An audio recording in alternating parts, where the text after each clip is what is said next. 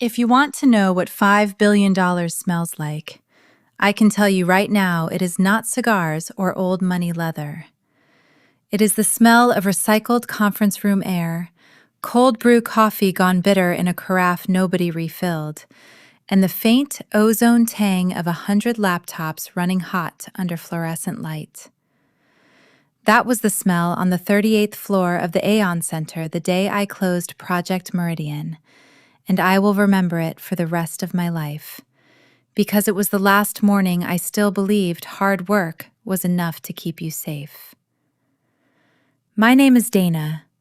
I'm the VP of Strategic Partnerships at Solstice Grid Technologies, which is a fancy way of saying I'm the person who actually makes the machine run while the people with their names on the building take the photos.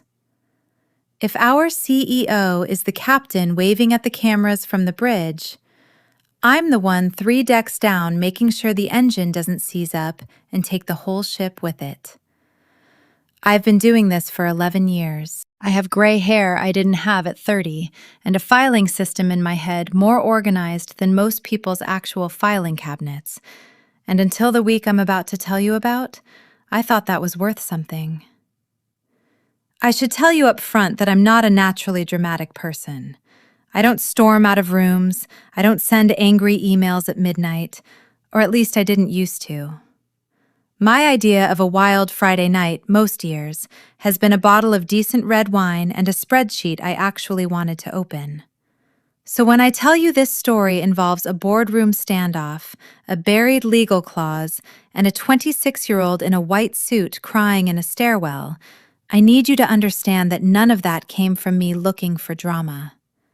It came from 9 months of doing my job as carefully and as thoroughly as I know how to do it, and then watching 2 people try to take credit for that work while pushing me out the back door before the ink even dried. Quick disclaimer before we get into it, because this story gets ugly in places, and I want you strapped in for the whole ride. If you've ever done the invisible work that kept your company alive while somebody else got the parking spot with their name on it, you're going to feel this one in your teeth. Go ahead and hit subscribe now, because the ending is the kind of thing that makes the whole 9 months worth reliving out loud. Trust me. Stick around for the part with the buried clause. It's the best plot twist I've ever lived through, and I didn't even see it coming until it was already happening to someone else. I've told pieces of this story before, to a couple of close friends, to my therapist, once to a stranger at a wedding who asked what I did for a living and then very much regretted asking based on how long the answer ended up taking. And once, memorably, to my own mother, who listened to the whole thing over the phone and then asked, with total sincerity, whether Bennett was single because she has a coworker's daughter she's been trying to set up with somebody ambitious. I told her absolutely not, and left it there. But I've never told the whole thing, start to finish, in order, with all the parts I usually leave out because they make me look less composed than I'd like to seem. I'm telling it that way this time, because I think the messy parts are actually the point. A story where the smart, competent woman handles everything perfectly and never doubts herself for a second isn't a true story. It's a highlight reel. This is the whole tape. So, Project Meridian. Solstice Grid is a mid-sized clean energy infrastructure company out of Chicago. We build the unglamorous guts of the modern power grid: substations, battery storage arrays, load balancing software, the stuff nobody posts about on LinkedIn, but everybody needs the second the temperature hits 105 in July and the whole grid starts begging for mercy.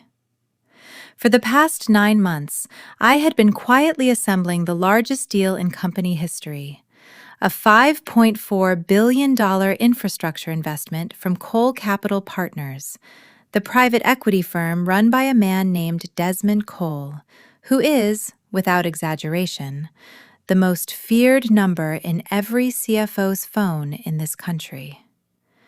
Desmond doesn't do warm. Desmond does due diligence so thorough it makes the SEC look like a substitute teacher checking attendance. Everybody told me the deal was impossible before I'd even booked my first flight to talk to his team. Desmond Cole doesn't invest in companies our size, they said. He doesn't do minority stakes with operational strings attached, they said. He definitely doesn't do it with a company whose regulatory footprint spans 4 countries and a mess of interconnection agreements that would make a maritime lawyer cry. But I had spent 4 years building relationships with utility regulators from Ontario to Bavaria, and I knew something the naysayers didn't. Desmond Cole doesn't care about your pitch deck. He cares about whether the person across the table from him actually understands the plumbing. So for 9 months, I became the plumbing. I flew to Frankfurt 11 times. I learned the German phrase for interconnection queue well enough to correct a native speaker's grammar. I sat through 6-hour due diligence sessions without checking my phone once, because Desmond's people were watching for exactly that kind of tell. I turned myself into a metronome, precise, tireless, boring in the most reassuring way a person can be boring. And by the 4th month, boring was the only thing standing between Solstice Grid and the kind of capital infusion that turns a regional player into a national one. I want to tell you about one specific afternoon in Bavaria, because I think it's the clearest window into what those 9 months actually looked like when nobody with a title was in the room to see it. We were seeking approval from a regional grid interconnection authority for a substation upgrade that fed directly into the same network Nordkraft depended on. And the regulator overseeing the hearing, a stern, silver-haired woman named Dr. Hoffman, had a well-earned reputation for rejecting American infrastructure proposals on procedural grounds alone, almost as a matter of professional pride. Our outside counsel had warned me before we ever landed that Dr. Hoffman had rejected the last 3 American applicants who'd come through her office, one of them twice. The hearing room was small, wood-paneled, entirely unglamorous. Nothing like the mahogany and glass of the boardrooms I was used to back home. Dr. Hoffman sat behind a plain desk with 3 assistants flanking her, and she began, without any preamble at all, by asking me to explain, in technical detail, the failover protocol for our proposed battery storage system in the event of a cascading grid failure. Not a summary, the actual protocol, step by step, including latency tolerances. I hadn't slept properly in 4 days by that point, running on airport coffee and the particular determination that comes from knowing an entire deal hinges on convincing one skeptical woman in a wood-paneled room that you're not just another American executive who flew in to charm his way past technical rigor. I answered every question she asked in full, without notes, because I had made myself memorize the failover protocol cold on the flight over, line by line, the way some people memorize scripture. 40 minutes in, she stopped writing, set down her pen, and asked me a question that had nothing to do with the technical filing at all. "Why do you know this so thoroughly?" she said, in careful, precise English. "Most executives who come through this office know their slide deck. You know the actual system." "Because if it fails," I told her, "it's my name on the report explaining why, not the slide deck's name. I'd rather understand it than explain it away." She was quiet for a long moment, studying me the way you'd study a bridge you were deciding whether to actually drive your car across. Then she picked her pen back up and initialed the first page of our application. "I will need 3 more weeks for the remaining committee review," she said, "but I am inclined to recommend approval." It was the fastest conditional approval her office had granted an American applicant in 6 years, according to our outside counsel, who nearly fell out of his chair when he heard the timeline. I didn't tell Gerald about Dr. Hoffman's question when I got back to Chicago. I didn't tell him about the 4 days without proper sleep or the failover protocol I'd memorized on a transatlantic flight while everyone around me watched movies. I filed the approval into the data room, added one clean line to the weekly deal update, Bavarian interconnection approval on track, ahead of schedule, and moved on to the next fire, because that's the job. Nobody claps for the plumbing. The plumbing just needs to work. Quietly. Every single time. For years. And the moment it doesn't, everyone remembers your name. Our CEO, Gerald Ashford, is the kind of founder who is brilliant exactly once, the day he had the original idea for the company, and has been coasting on the fumes of that one good idea ever since. He's not stupid, he's just allergic to friction. He loves being the face of Solstice Grid, the way some people love being the face of a rock band they haven't actually written a song for in a decade. I want to tell you how I actually ended up 11 years deep in this particular company, because I think it matters for understanding why I didn't just walk away the second things started going sideways. I joined Solstice Grid when it was 19 people crammed into a converted warehouse space in West Loop, back when Gerald genuinely was the sharpest person in the room, before the money came in, before the board seats, before he learned that being right once could function, socially, as a permanent credential. He hired me himself, out of a mid-tier utility consulting firm, on the strength of a single conversation about interconnection queue reform that ran 40 minutes over our scheduled slot, because neither of us wanted to stop talking. That version of Gerald asked me hard questions and actually wanted the honest answers, even when they contradicted what he'd hoped to hear. I liked that version of him. I stayed for that version of him for a long time after he'd mostly stopped being it, telling myself the old Gerald was still in there somewhere, just buried under board pressure and investor calls and the specific rot that sets in when people start telling you you're a visionary often enough that you stop bothering to check.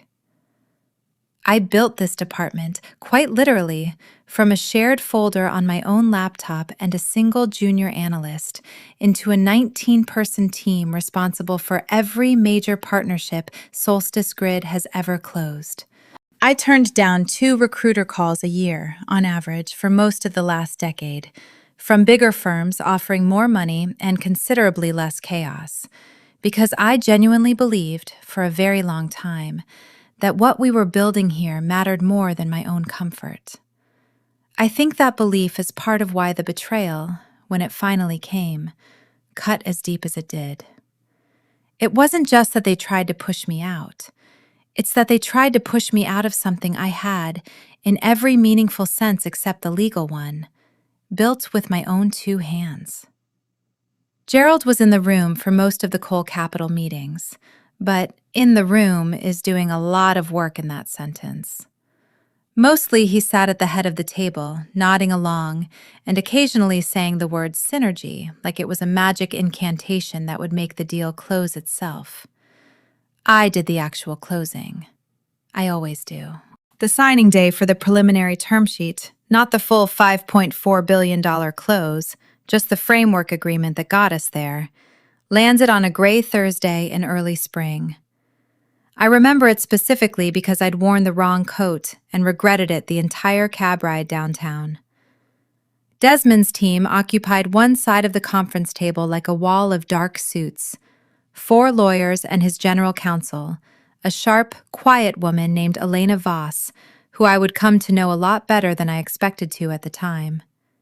Gerald sat at the head of the table, sweating slightly through a shirt that had definitely cost more than my first car. I sat at Desmond's right hand, the operator's seat, the seat you earn instead of inherit, with a folder in front of me that I had personally redlined for the 9th time the night before. Desmond doesn't do pleasantries. He read the framework agreement in total silence for 11 minutes, while nobody in the room breathed correctly. Then he looked up, not at Gerald, at me, and said 4 words that I still think about.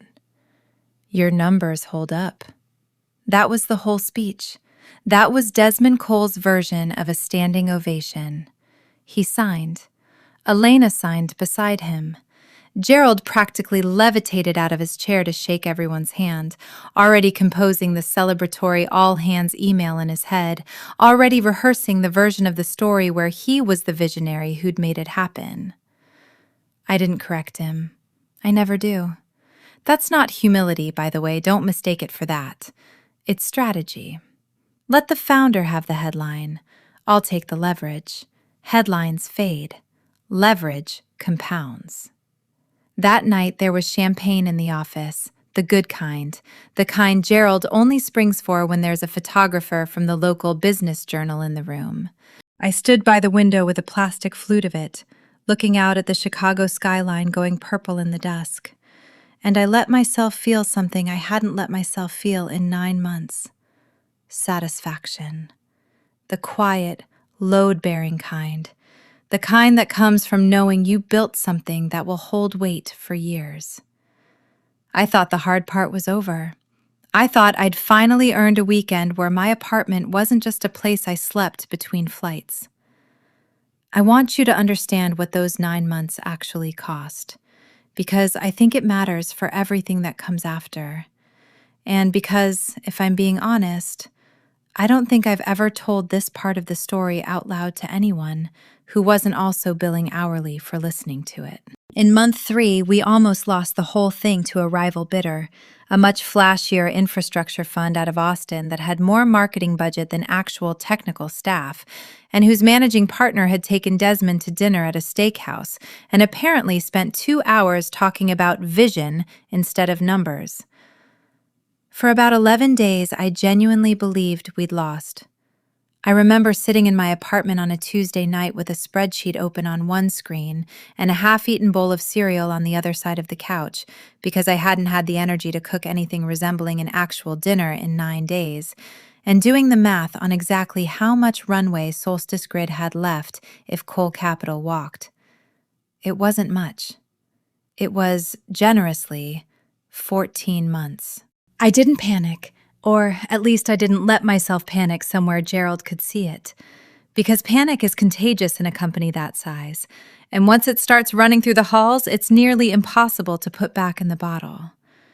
Instead, I called Klaus Reiner at 11 at night, Chicago time, which was 6 in the morning his time, and asked him a favor I had genuinely never asked anyone in this industry before.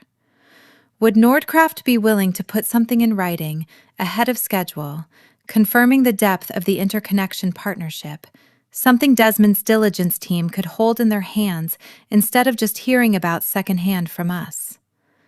It wasn't standard. It wasn't something Klaus's own legal department was thrilled about rushing.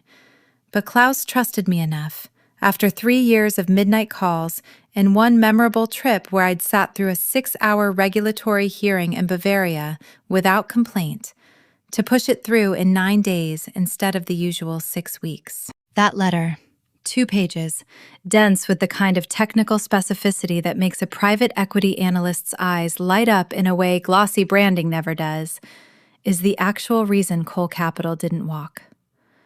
Desmond's team read it and understood, in a way no slide deck could have shown them, that Solstice Grid's European relationships weren't aspirational. They were load-bearing.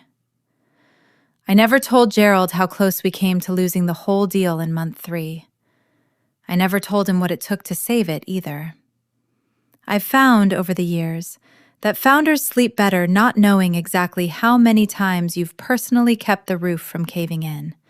And to be fair to myself, I sleep a little better not having to explain it to someone who'd probably just take the credit for it in the next board deck anyway. There's a version of me, somewhere in an alternate life, who has a dog that doesn't spend more nights with my downstairs neighbor than with me, and a relationship that didn't quietly end over a missed anniversary dinner in month 5 because I was on a call with a Singapore-based logistics partner instead.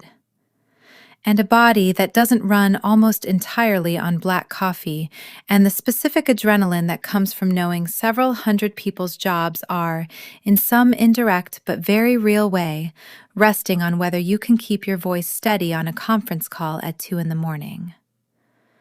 I don't say any of that for sympathy. I say it because I think it's important, in a story like this one, for you to understand exactly what closing the deal actually costs the person who does the closing versus the person who shows up at the very end to sign their name under bright lights with a photographer in the room. Gerald got the photo. I got 14 more gray hairs and a dog who has, at this point, genuinely bonded more with my neighbor than with me. And for 9 months, I told myself that trade was worth it because I believed, with my whole chest, that the company I was building it for actually saw what it was costing me. I want you to sit with that feeling for a second, because I'm about to tell you exactly how wrong I was about that last part. And I think the whiplash is the whole point of this story. The victory lasted, generously, 60 hours. On Monday morning, Gerald called an emergency all-hands meeting for the executive leadership team, the kind of meeting that in 11 years I had learned to read the temperature of before I even sat down. Usually these meetings exist so Gerald can hear himself think out loud for 45 minutes about market positioning. This one felt different the second I walked in. The energy in the room was jittery, over-caffeinated, wrong. Our CFO was staring at his coffee like it owed him money. Our general counsel was cleaning his glasses so aggressively I thought he might grind through the lens. Gerald walked in 2 minutes late with a young man I had never seen before in my life. And the second I saw the kid's face, I felt something drop in my stomach, the way it does on the first big hill of a roller coaster. That half second of knowing exactly what's coming and being completely unable to stop it. "Team," Gerald said, and his voice cracked in that specific way it always did when he was about to do something he knew was only defensible by blood. "I want you to meet our new Chief Innovation Officer. This is Bennett." Bennett. Of course it was Bennett. He had his father's jaw and none of his father's occasional flashes of guilt. He was wearing a quarter zip that probably cost more than my monthly rent and sneakers that had clearly never touched pavement. The kind of outfit that says, "I read one Substack about founder mode and now I understand capitalism." He didn't say hello. He gave the room a slow, appraising nod, like he was inspecting livestock. "Bennett's been doing incredible work in the Web3 infrastructure space," Gerald continued, and he didn't specify which incredible work, mostly because Bennett's LinkedIn, which I had already pulled up under the table on my phone, listed exactly one prior role: head of Vibes at a decentralized scooter-sharing startup that had folded 11 months into its existence after burning through $14 million of venture money on a Super Bowl ad nobody remembered the next day. "Hey everyone," Bennett said, and his voice had this practiced, affectless drawl, the vocal equivalent of a man leaning back in a chair that isn't his. "I've been looking at the org chart on the flight in, and no shade, but it feels a little dinosaur in here. We're going to disrupt ourselves before the grid disrupts us." I felt the cold prickle at the back of my neck that I have learned, over 11 years, to trust more than almost any other physical sensation I own. I looked around the table. Nobody argued. Nobody even looked surprised. Everyone in that room knew Gerald's last name. And now, everyone in that room knew Bennett's last name too. And they were the same name. And that meant this wasn't a hire. It was an inheritance being distributed early, at the exact moment the company could least afford the estate tax. "Dana," Gerald said, pointing a finger at me that was visibly damp. Bennett's going to be shadowing you on the full Cole Capital close. I want him hands-on with the big stuff right out of the gate. The full close. $5.4 billion. Desmond Cole, a man who ate underprepared executives for breakfast and used their business cards as toothpicks. Gerald wanted to hand this glittering, live grenade to a 26-year-old whose most recent professional accomplishment was losing $14 million on a company that rented electric scooters nobody wanted. Shadowing, I repeated, keeping my voice as flat and reasonable as I could manage, which took every ounce of the composure I'd built over a decade in rooms exactly like this one. Gerald, the Cole close is in the most delicate phase it's ever been in. Desmond doesn't like new faces in the room this late. He'll love this face, Bennett said. And then, I want you to really picture this. He winked. At a board-adjacent leadership meeting, he winked like we were closing a deal on a used car, not on the largest capital raise in the company's history. Besides, Dana, no offense, but your whole approach reads a little legacy. I think Desmond wants to see where this thing is actually going. The future, I said, deadpan. Exactly, Bennett said, delighted, apparently missing the register entirely, and put his actual expensive sneakers, up on the empty chair beside him. I'm here to bring the juice. I looked at Gerald. He looked away. He knew exactly what he was doing. He knew he was handing the keys to a Formula One car to a toddler who had, at absolute best, driven a tricycle in a padded room with the doors locked. But Bennett was his blood, and in corporate America, I have learned there is exactly one force stronger than competence, stronger than profit, stronger even than the plain animal instinct for self-preservation. And that force is a father's need to see his own name reflected back at him in a title. I didn't argue further. I didn't make a scene. I picked up my notebook, and in the crisp architectural handwriting my mother always said looked like it belonged to an engineer instead of a deal maker, I wrote a single line. Document everything. The storm wasn't coming. It had already walked into the room in $400 sneakers, and it was looking at me like I was the caterer. The degradation of a functioning system is usually slow, like rust creeping along a pipe you forget to check. With Bennett, it was fast, like somebody had poured a 2-liter bottle of sugar straight into the fuel line. It started small, the way these things always do. He reply-alled to email threads he clearly hadn't read past the subject line, adding thoughts that were just the subject line restated with more exclamation points. He scheduled ideation sessions for 8 a.m. on Mondays and called them vibe syncs. He insisted we migrate our entire deal tracking system to a new project management app that was, functionally, a glorified to-do list with emoji reactions. And within the first week, our engineering team's actual output had dropped measurably, because Bennett had started referring to our senior infrastructure engineers as creatives, which offended precisely 0 of them intellectually, and every single one of them personally. The real disaster arrived on the operational calls, though. That's always where it arrives, if you've done this job long enough. The glossy stuff can survive a fool. The plumbing cannot.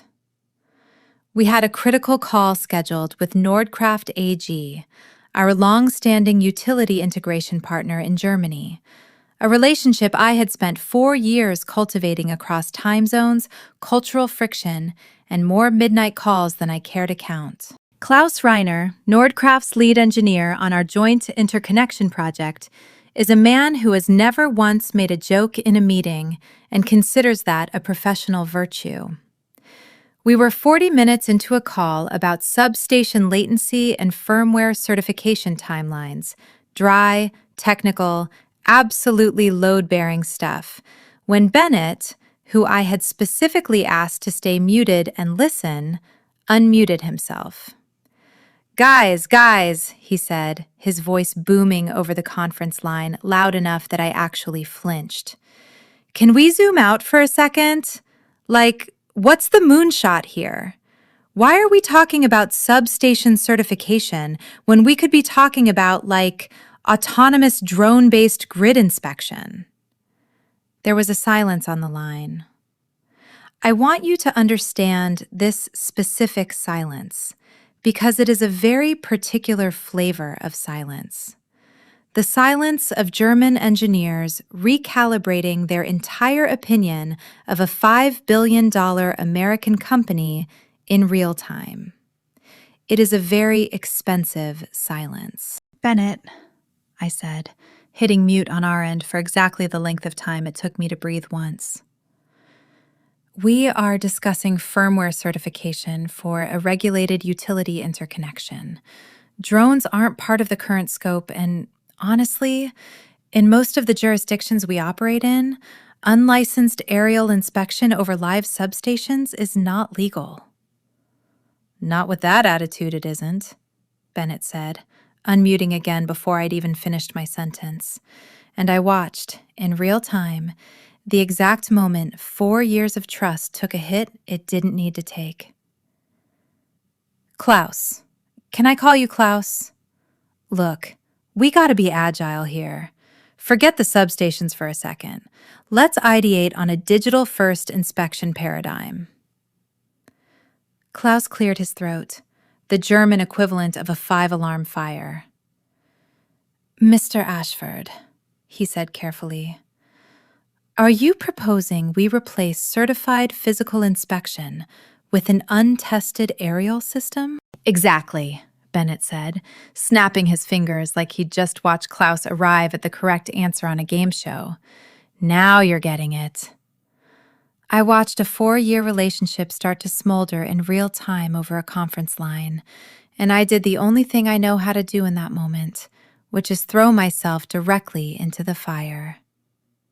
I spent the next 20 minutes doing damage control in corporate code, soothing egos, walking back a very expensive man's very expensive nonsense without once using the words, "My boss's son is an idiot," even though every cell in my body wanted to. By the time the call ended, I had sweated through my blouse. That went great, Bennett said afterward, already scrolling on his phone, not even looking up. I really feel like we shook up their whole paradigm in there. You almost cost us our entire European interconnection pipeline, I said, and I kept my voice low and level because I have learned that yelling never lands with people like Bennett. They just hear volume, not content. You worry too much, Dana, he said, waving a hand like he was shooing a fly. Dad says you're kind of risk-averse. That's probably why you're still execution instead of vision. I went to Gerald's office that afternoon. I closed the door. I laid it out plainly, the way I always do, because plain is the only language that has ever worked on him. He's dangerous, Gerald. He doesn't understand the regulatory environment. He just insulted our most important European partner on a recorded call. Gerald rubbed his temples and looked 10 years older than he had the previous Thursday.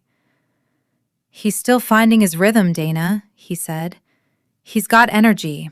We need energy in this building. You've been doing this a long time. Maybe you're a little set in your ways. Just guide him. Be a mentor to him. I can't mentor a hurricane, Gerald. Just make it work, he snapped.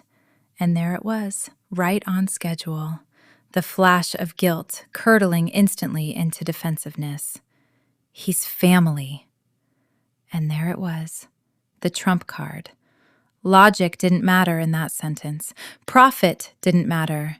The only thing that mattered in Gerald Ashford's calculus was that Bennett shared his last name, and against that fact, 11 years of my competence weighed exactly nothing.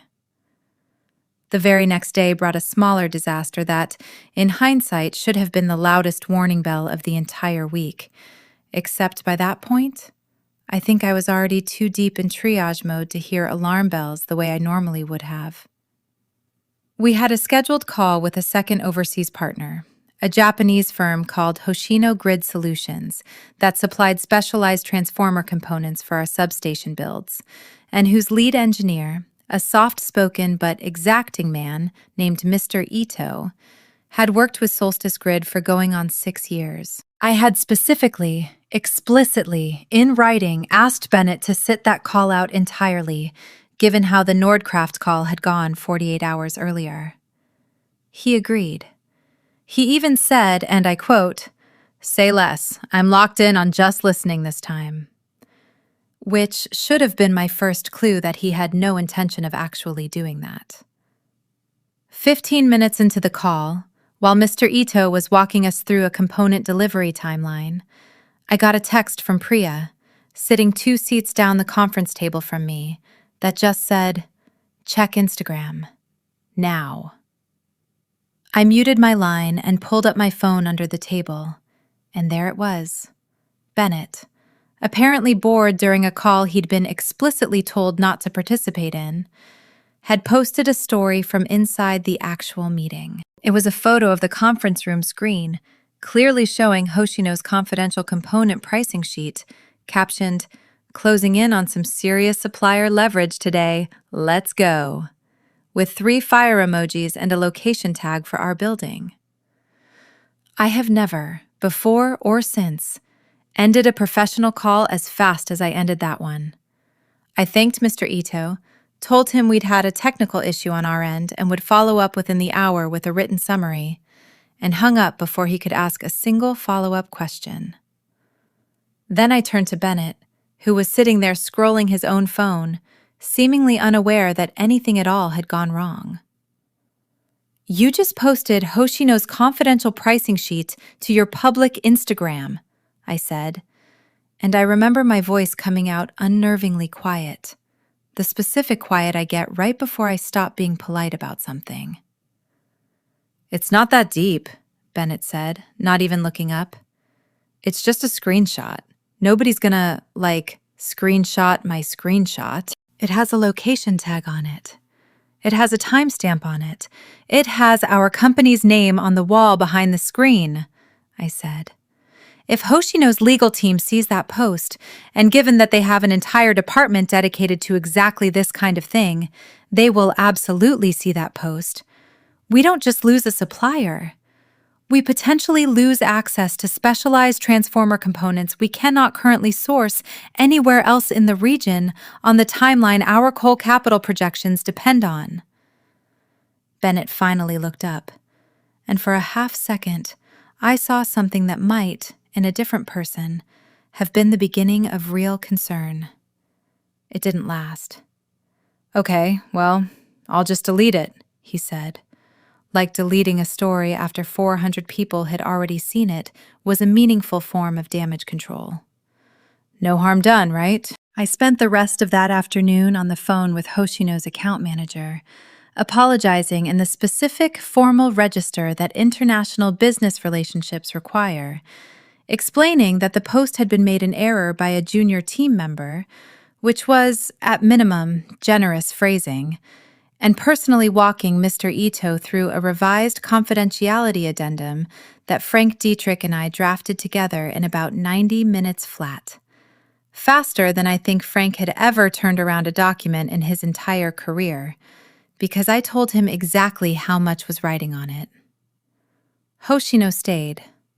Mr. Ito, to his enormous credit, took the whole thing with more grace than I honestly expected, though he did ask, pointedly, in his careful, measured English, whether the young Mr. Ashford would be included in future calls.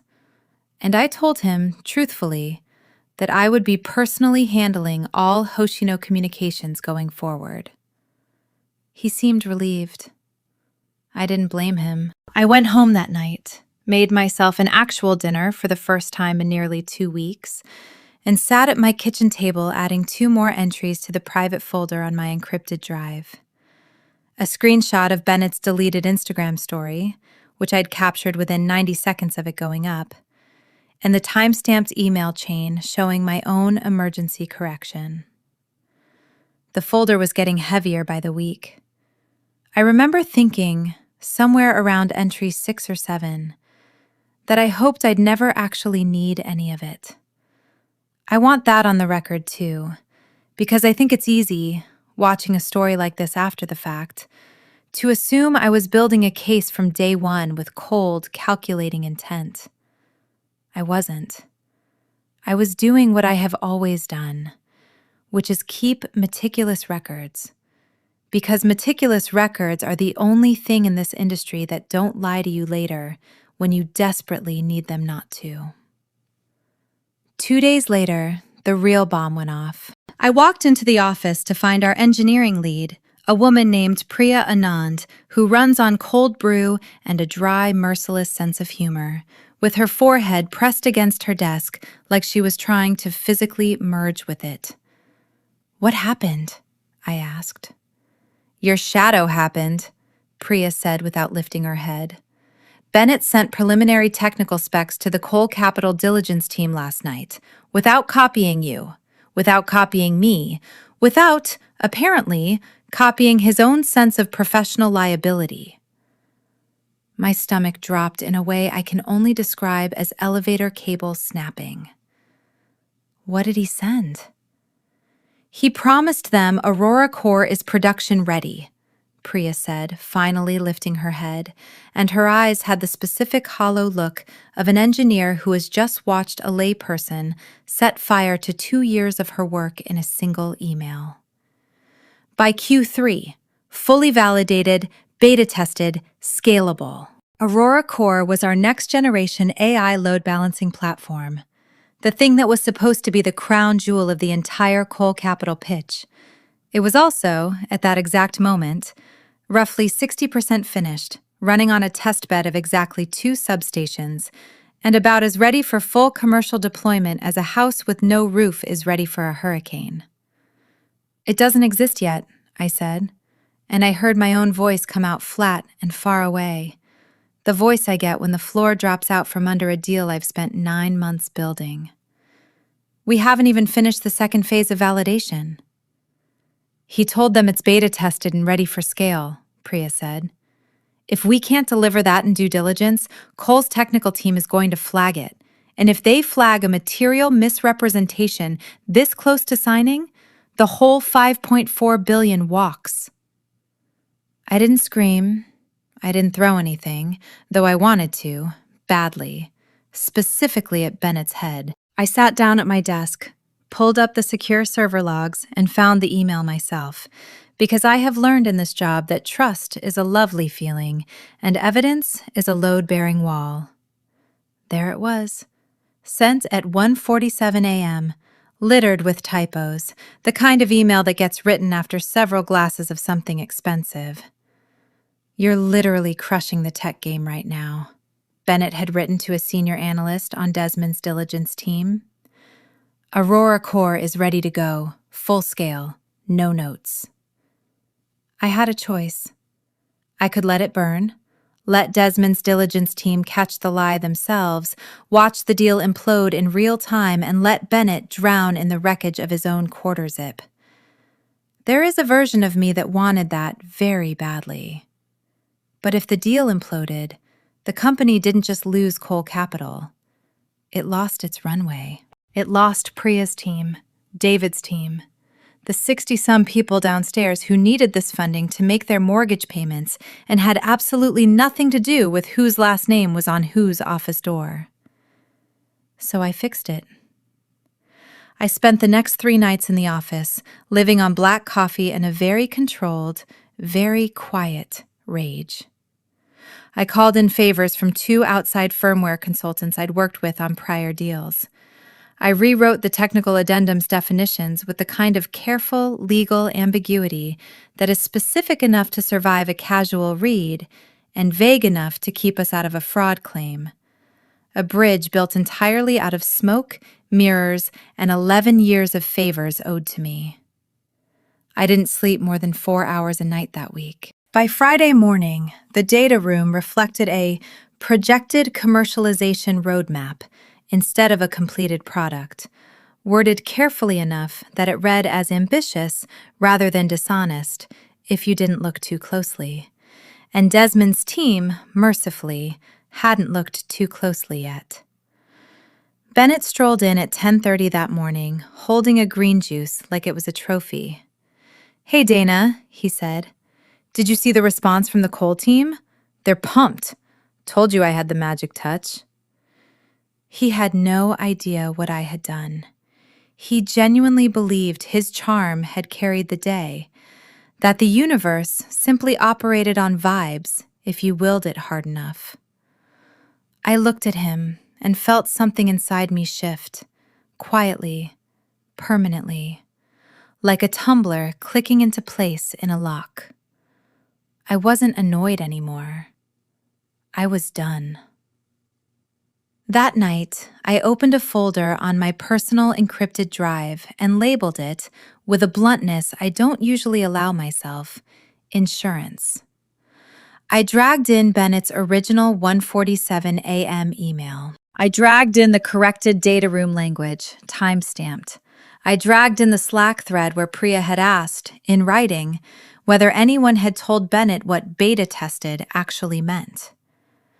"Good work out there, Bennett," I told him, with a smile that did not travel anywhere near my eyes. "You really shook things up." "I know, right?" he said, beaming, and walked off to refill his juice. He wanted to play visionary. Fine. I was going to play forensic accountant, and in my experience, over a long enough timeline, the forensic accountant always wins. Desmond Cole does not appear on magazine covers. He owns the printing plants that make the magazines. He is 71 years old, wears suits that cost more than most people's cars, and has a stillness to him that I have only ever seen replicated in very old buildings and very dangerous men. He does not speak often, and when he does, he never repeats himself, which means everyone in a room with him learns very quickly to listen the first time. There's a story about him that circulates through infrastructure finance circles, one I'd heard secondhand at least 3 times before I ever sat across a table from him myself, and I have no idea how much of it is actually true, though I've come to believe most legends like that one earn their staying power honestly. The story goes that early in his career, Desmond backed a mid-sized water utility in Texas, run by a charismatic third-generation founder, and 18 months in, during a routine site visit, he discovered the founder's brother-in-law had been quietly appointed head of operations, despite having no engineering background whatsoever, and had spent the better part of a year making unilateral decisions that had gone entirely unreported to the board. Desmond didn't sue. He didn't call a lawyer. He simply pulled every dollar of committed capital the following Monday morning, in full, contractually, legally, without raising his voice once, and the company folded within the year. When asked about it afterward by a reporter who'd caught wind of the story, Desmond's only quoted response was, "I don't invest in bloodlines. I invest in the people who actually know how the thing works." I thought about that quote more than once during my 9 months on Project Meridian, usually late at night, usually while double-checking a technical figure I could have reasonably trusted someone else to verify for me. The final Cole Capital pitch, the one where we would walk his team through the full technical and operational picture before the $5.4 billion signing, was scheduled for the following Wednesday, and the week leading up to it was, without exaggeration, one of the worst of my professional life. Gerald was hyperventilating in his office, popping antacids like candy. Bennett, meanwhile, was terrifyingly calm, having spent the week building a slide deck that was 90% stock photography and 10% phrases I am fairly confident he had generated by asking an AI chatbot to make it sound visionary. I insisted on a dress rehearsal the Monday before, in the same conference room with the same table arrangement, because I have found over the years that people who fold under real pressure almost always fold in exactly the same way during a full rehearsal. And it's a far cheaper place to discover that than in front of a man who controls $5.4 billion. I sat where Desmond would sit. Priya sat in for one of the diligence lawyers. Frank Dietrich played the role of Elena Voss, badly, in a blazer he clearly hadn't worn since a wedding sometime in the previous decade. It went worse than I expected, and I want to be honest, I had extremely low expectations walking in. Bennett opened with a joke about the local sports team that landed with the specific silence of a joke that was never going to land in any conference room populated by people billing 4 figures an hour. He then spent 6 full minutes on a slide about narrative-driven capital allocation, a phrase that, when I asked him afterward what it actually meant in practical operational terms, he was unable to define in any way that resembled an actual answer. When I gently suggested we cut the NFT-adjacent loyalty program section entirely, a section that had, as far as I could determine, never been reviewed by legal, compliance, or a single member of our engineering team, Bennett folded his arms and told me, verbatim, "Dad said I could keep creative control over my own section." "Bennett," I said, as patiently as I have ever said anything in my professional life, "there is no version of a $5 billion institutional infrastructure deal that includes the phrase creative control. Desmond Cole does not care about your creative control. He cares about whether we can deliver 99.9% uptime on a regulated utility grid in 4 different countries." "That's such a boomer way to look at capital," Bennett said. "And I want you to understand that he said this to me, a person 11 years his senior by maybe a decade and a half, with a completely straight face, apparently unaware of how that sentence was going to sound coming out of his own mouth." I went to Gerald again that Monday evening, this time with Frank Dietrich beside me for backup. And this time I brought printouts, actual physical printouts of the slide deck, highlighted in 3 different colors, because I had learned by that point that Gerald responded better to things he could physically hold and feel guilty about than to anything delivered verbally. "Gerald," I said, "if Bennett presents any version of this deck on Wednesday, we lose the deal. I'm not exaggerating for effect. I am telling you, as someone who has spent 9 months building trust with this investor, that this specific deck will actively destroy that trust in real time." Gerald looked at the highlighted pages for a long moment, and for one brief, hopeful second, I thought he might actually pull Bennett from the presentation entirely. "Just tighten it up with him before Wednesday," he said instead, sliding the pages back across his desk to me.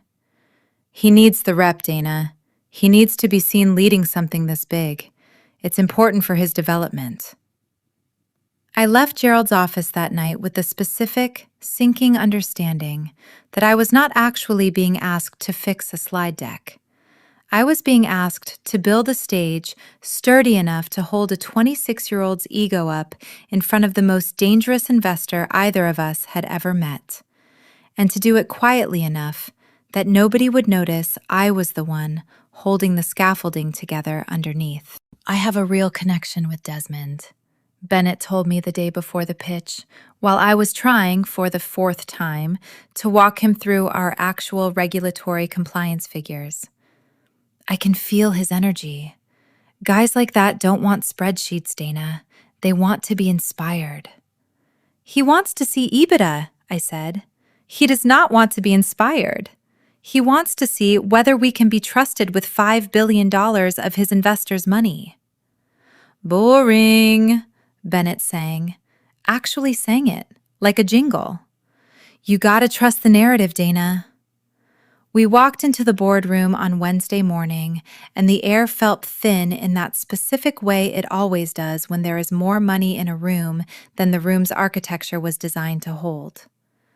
Desmond sat at the head of the table, flanked by his 4 diligence lawyers and Elena Voss, his general counsel, a woman with sharp cheekbones and the kind of eye contact that makes you double-check your own math. I took the operator's seat, at Desmond's right hand, the seat you earn instead of the seat you're born into.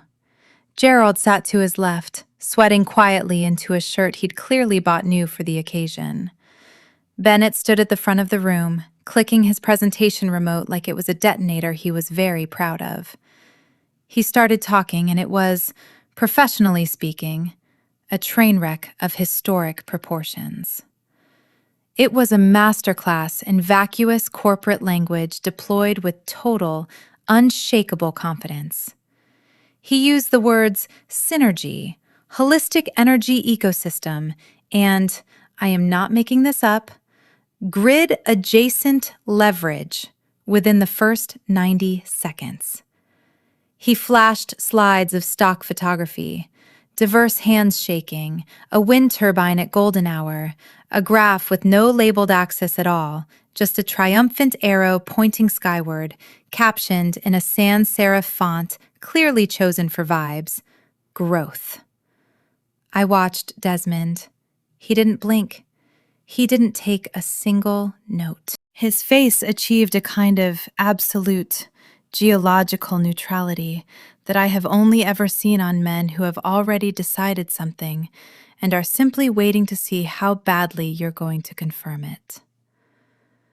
It's the kind of silence that makes weaker men start talking faster to fill it, which is exactly what Bennett did, pivoting without any prompting into a segment about community energy credits, a blockchain-adjacent loyalty program he had apparently dreamed up over the weekend and never once discussed with legal, compliance, or me. It's basically Web3 for the grid, Bennett said, practically vibrating with enthusiasm. It's going to drive engagement through the roof. Desmond turned his head, slowly, and looked, not at Bennett, at Gerald. Gerald, he said, his voice dry and unhurried, like old parchment. Are we selling infrastructure, or are we selling trading cards? Gerald went the color of the whiteboard behind him. It's a multi-pronged approach, Desmond. Bennett is just highlighting some of the aspirational verticals. Aspirational, Desmond repeated, tasting the word like it had gone bad in the fridge. Then he looked at me. For the first time all morning, there was something alive behind his eyes, a question that didn't need to be spoken out loud. Are you seeing this? I gave him the smallest possible nod. I see it. The data room is real, even if the presentation currently happening in front of you is a fever dream. Bennett, apparently mistaking Desmond's silence for an opening rather than a verdict, pressed forward instead of retreating, which is, I have come to learn, the single most reliable tell of someone who has never once had to read a room accurately in order to survive in it. Totally hear you, Desmond, and honestly, that's exactly the kind of pushback we want, he said, clicking to the next slide, which featured a cartoon mascot of a smiling lightning bolt wearing sunglasses. This is Sparky. Sparky's going to be like the face of our community engagement layer. We're thinking mascot merch, maybe a limited drop, get some hype going before the public rollout. The silence that followed Sparky's introduction was, if anything, even more absolute than the silence that had followed the trading cards comment. Elena Voss, seated just behind Desmond's shoulder, developed a sudden and urgent interest in something on her legal pad. One of the diligence lawyers actually pinched the bridge of his nose. Gerald made a small, strangled sound that he tried, unsuccessfully, to disguise as a cough. Sparky, Desmond said, very slowly, as if testing whether the word might dissolve if he held it in his mouth long enough. Yeah? Bennett said, delighted, entirely missing every single signal in the room. We're thinking he could even do, like, a TikTok. Desmond didn't respond to that at all. He simply turned his attention back to the physical term sheet on the table in front of him. which I have come to understand, in hindsight, was the exact moment he stopped listening to anything else Bennett said for the remainder of the meeting. Desmond turned his attention to the physical term sheet on the table in front of him. A 109-page document I had drafted, redrafted, and could by that point recite from memory in my sleep. He flipped past the financials without comment. He flipped past the regulatory compliance section without comment. He stopped on page 91. I knew exactly what was on page 91, because I had read every word of that document more times than I could count, though I did not yet understand why he had stopped there specifically. Section 14, subsection C, Key Personnel Retention. He took a gold fountain pen from his jacket pocket, uncapped it without a sound, and circled a section of text. He didn't write a note. He just circled it, twice, slow and deliberate, the way a surgeon marks the site before an incision. Then he looked up at Bennett, who was still mid-sentence about gamified sustainability. "Mr. Ashford," Desmond said, and Bennett's face lit up at being addressed directly, right up until Desmond kept talking. "Your enthusiasm is noted. Please sit down. I have questions about the interconnection latency figures for the Nordcraft deployment." Bennett's smile faltered mid-formation. I can take that one," he said, still standing, clicker dangling uselessly from his hand. "Dana," Desmond said, sharper now, not even glancing at him. "Explain the latency figures." I leaned forward. "The latency's down 4% following the renegotiated firmware certification protocol with Nordcraft," I said. "We sacrificed some margin up front to guarantee 99.9% uptime post-deployment. It's detailed in Appendix D."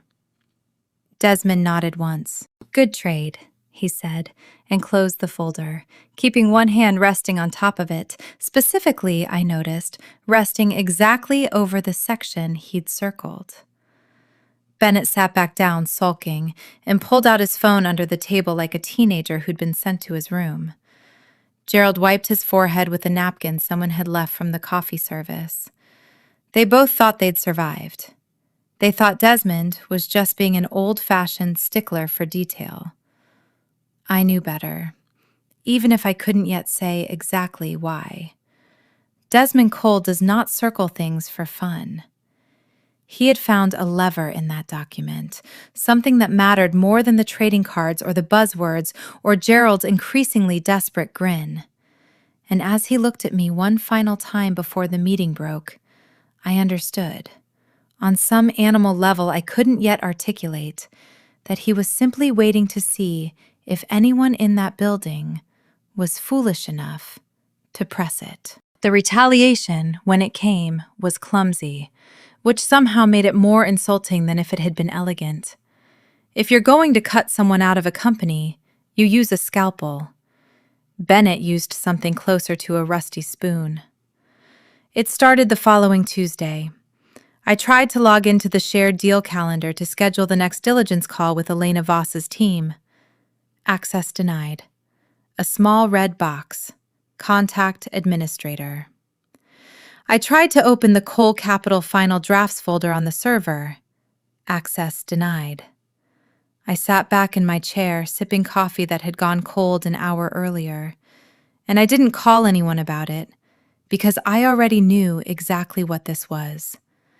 It was the corporate equivalent of changing the locks while your spouse is out running errands, and hoping they don't notice until the moving truck's already pulled away. Then came the email. It wasn't from Bennett. It was from Gerald, but the syntax was all wrong. Gerald uses commas the way other people use punctuation they've simply given up trying to understand. The whole thing read like a stream of consciousness confession dressed up in a blazer. Subject: org alignment / go forward vision. As we move into the closing phase of the Cole Capital investment, we're looking at streamlining leadership optics ahead of the announcement. Bennett has expressed strong interest in taking point on the finalization phase to better align with our innovation forward narrative. Given budget considerations and the need for a fresher public-facing story, your role is being reviewed for potential restructuring post-close. In the interim, please route all investor communications through Bennett directly. We appreciate your continued support through this transition. Restructuring. Corporate speak for, we are going to fire you the second the wire transfer clears, and we need you to stay quiet and useful until then. I read it twice. I felt something hot and sharp move through my chest, the kind of anger that, if I let it, would have had me typing a reply I couldn't take back. I had built this department from 4 people to 19. I had saved the Nordkraft relationship.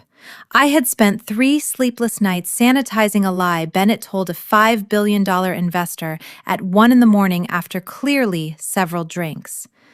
And now I was being restructured because a 26-year-old with an ego the exact size of Lake Michigan felt threatened by the fact that the investor kept directing his hardest questions at me instead of him. But anger is a useless emotion in a boardroom. Anger makes you sloppy. Calculation makes you dangerous. And I have spent 11 years cultivating dangerous over sloppy every single time. I didn't reply right away. I swiveled to my second monitor, the one connected to my personal encrypted drive, not the company server, because I am not and have never been a rookie. I lived through 2 rounds of layoffs in this industry before I turned 35. I know, in my bones, that loyalty is a story HR tells you to keep your salary negotiations polite. I had been quietly mirroring every relevant document in the Cole Capital negotiation to my private cloud for months. Every draft, every red line, every Slack message where Bennett had asked, in writing, what EBITDA stood for. I opened the folder. It was all there. The Aurora Core lie, timestamped at 1:47 a.m. My 3-night fix, timestamped and versioned. The transcript excerpt of the Nordkraft call, where Bennett had insulted a decade of German engineering culture in under 4 minutes. And, most important of all, the original 109-page term sheet with the section Desmond had circled, which I had, by that point, read closely enough to recite. I smiled. It was not a warm smile. I hit reply on Gerald's email. Understood. I'll route incoming investor communications through Bennett going forward. For audit purposes, can you confirm in writing that Bennett will be the sole authorized signatory on the compliance deliverables submitted to Cole Capital? Want to make sure the chain of custody is airtight, given the scale of the deal. I pressed send. It was a small, elegant trap. By getting Gerald to confirm, in writing, that Bennett was the sole signatory on everything going forward, I had just handed myself a legally documented exit from liability for whatever disaster Bennett was about to cause on his own signature.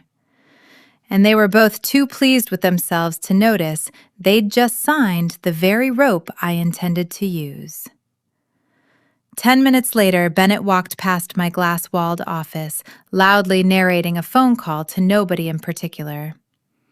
Yeah, I'm basically running point on the close now, he was saying.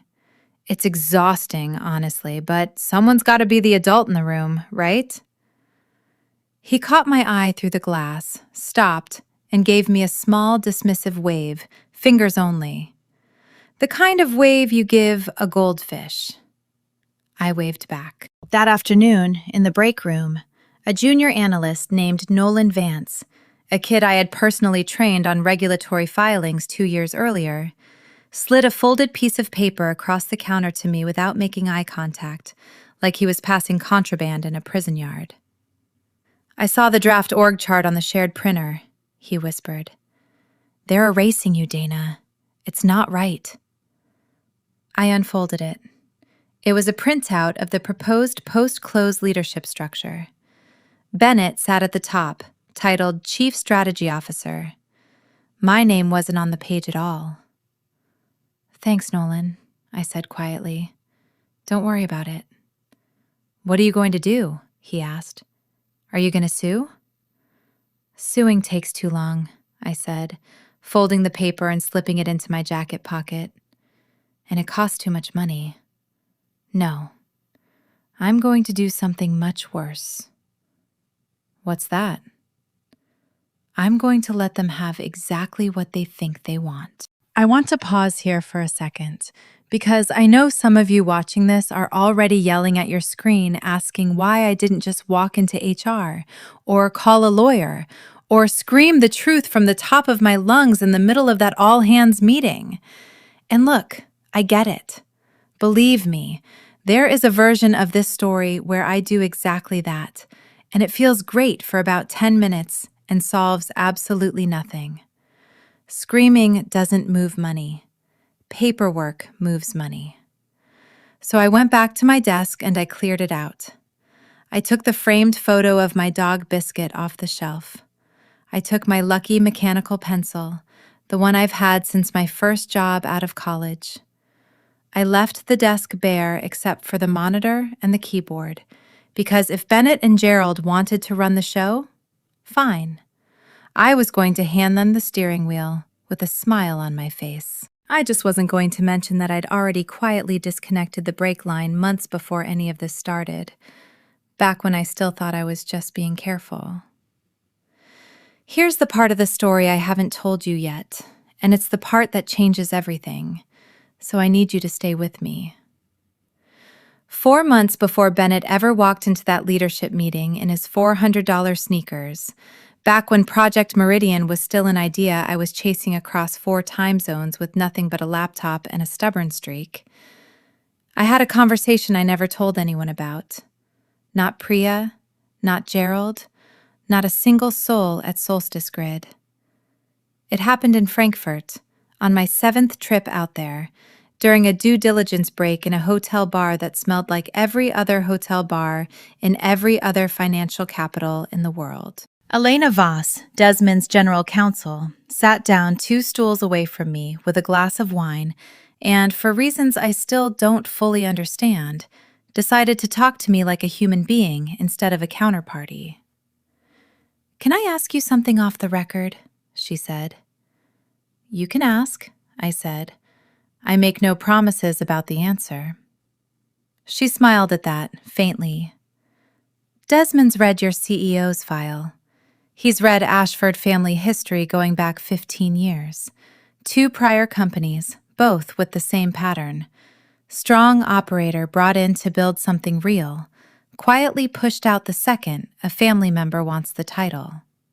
He's not worried about your company's technology, Dana. He's worried about its succession planning." I remember sitting very still, because I understood immediately what she was telling me, even though she hadn't said it directly. She was telling me that Desmond Cole had done more homework on Gerald Ashford's personal history than most journalists ever bothered to. And she was telling me, in the gentlest, most lawyerly way possible, that I was the actual asset Desmond cared about protecting. "If I were advising you," Elena said, staring straight ahead at the row of liquor bottles instead of at me, which is a very lawyer thing to do when you're about to say something you'd rather not have to defend later. "And I want to be clear, I am absolutely not advising you, because you are not my client. I'd say that a deal this size should probably include very specific key personnel language, not boilerplate, specific. Named individuals whose continued employment is a condition of the deal's valuation." "That's not standard for a minority stake investment," I said carefully. "It is when the investor has done his homework," she said, and finished her wine and left a 20 on the bar, and never brought it up again for the rest of the trip. I didn't sleep that night. I lay in a Frankfurt hotel room doing math I had never let myself do out loud before. the math of exactly how replaceable I actually was in Gerald Ashford's mind versus how replaceable I was in the actual architecture of the deal I had built with my own hands. And 2 weeks later, back in Chicago, when our outside counsel circulated the first full draft of the term sheet for internal review, I did something I have never told a single person at Solstice Grid I did. I quietly worked with our own general counsel, a tired, decent man named Frank Dietrich, who has always trusted my judgment more than Gerald's, to make sure the key personnel language in Section 14 was airtight, specific, and included my name and title explicitly, framed simply as standard, diligence-driven protective language that Cole Capital's side would likely request anyway. Frank didn't ask many questions. He never does. He just drafted what I asked him to draft and moved on to the next fire. I want to be honest with you about something, because I think it matters for the rest of this story. I didn't do that because I was planning some elaborate revenge scheme. I want that on the record. I did it because after 11 years in this industry, I have learned that the floor can disappear underneath you with no warning at all. And I have made it a personal rule to always know exactly where the nearest exit is and exactly how much leverage I'd have if I ever had to use it. I genuinely did not know at the time that I would end up needing that leverage 4 months later, in a boardroom, in front of the very man whose counsel had planted the idea in my head in the first place. I just knew I'd rather have it and never use it than need it and not have it. So when Desmond Cole circled Section 14, subsection C, with his gold fountain pen during that disastrous pitch meeting, and looked at me instead of Gerald or Bennett, I understood something neither of them did. He wasn't circling boilerplate. He was circling the exact clause his own general counsel had quietly steered me toward writing months earlier in a Frankfurt hotel bar, because he had already done the math on the Ashford family that I had only just started doing myself. I hadn't told Elena I'd taken her advice. I hadn't told Desmond either. As far as either of them knew, I might not have acted on it at all. But somewhere between that hotel bar and this conference table, Desmond Cole had clearly decided to find out for himself whether I had. For 3 days after I cleared out my desk, the silence from the executive suite was deafening. No emails, no meeting invites, no frantic calls from Gerald asking where the regulatory binders were, even though he definitely needed them and definitely didn't know where I kept them, because I have never once trusted a shared drive with anything that actually mattered. It was the eerie calm of a ghost ship. The kind of quiet you get when people are hoping you'll just get uncomfortable enough to quit on your own, so nobody has to write you a severance check. On the second of those 3 quiet days, a reporter from a regional business journal called my personal cell, which meant someone inside the building had given her the number, and I had a fairly good guess who. Her name was Christine Ruiz, and she covered the Chicago tech and infrastructure beat with the specific tenacity of someone who had broken exactly one real story in her career and was hungry for a second. I'm hearing there's some leadership instability at Solstice Grid ahead of the Cole Capital close, she said. No preamble. The practiced opener of someone who's made this exact call 200 times before. Anything you'd like to go on record with? I sat with the phone against my ear for a long moment, looking at my bare desk, thinking about how easy it would have been, right then, to hand her everything. The Aurora Core lie, the Instagram leak, the org chart with my name missing from it. It would have been fast. It would have felt, in the moment, like justice. It also would have detonated the entire deal, taken 60 of my coworkers' jobs down with it, and handed Bennett and Gerald a story where I was the disgruntled employee who ran to the press, instead of the person who'd built the whole thing in the first place. I have seen that story play out for other people in other companies, and it never actually ends with the leaker winning, no matter how justified the leak was. I don't have anything for you on that, Christine, I said. But I'd be careful running with an anonymous tip about a deal this size without a second source. You wouldn't want to be the one holding the story if it turns out to be wrong. It wasn't a lie, exactly. It also wasn't nothing. I hung up and I never heard from her again, though I did notice, 3 weeks later, a small item in her column about renewed confidence in Solstice Grid's leadership pipeline following a smooth transition, which told me everything I needed to know about which version of events had actually reached print in the end. I used the time to have coffee, not just any coffee, strategic coffee, the kind where you choose the person and the venue with the same care you'd use choosing a chess opening. I met Marjorie Feld, one of Solstice Grid's 2 independent board members, at a diner 3 blocks from the office that served coffee strong enough to strip paint. Marjorie is old money, risk-averse to the point of superstition, the kind of woman who still writes checks and keeps a paper calendar because she doesn't trust anything she can't physically hold. She had been skeptical of Bennett's appointment from the first day the board was informed of it, which, tellingly, was 2 days after Gerald had already told the rest of the company. "It's a mess, Dana," Marjorie said, stirring her coffee with the kind of controlled agitation that told me she hadn't slept well either. "Gerald's telling the board Bennett's been a revelation on the Cole Close. He's saying Desmond's practically eating out of the kid's hand."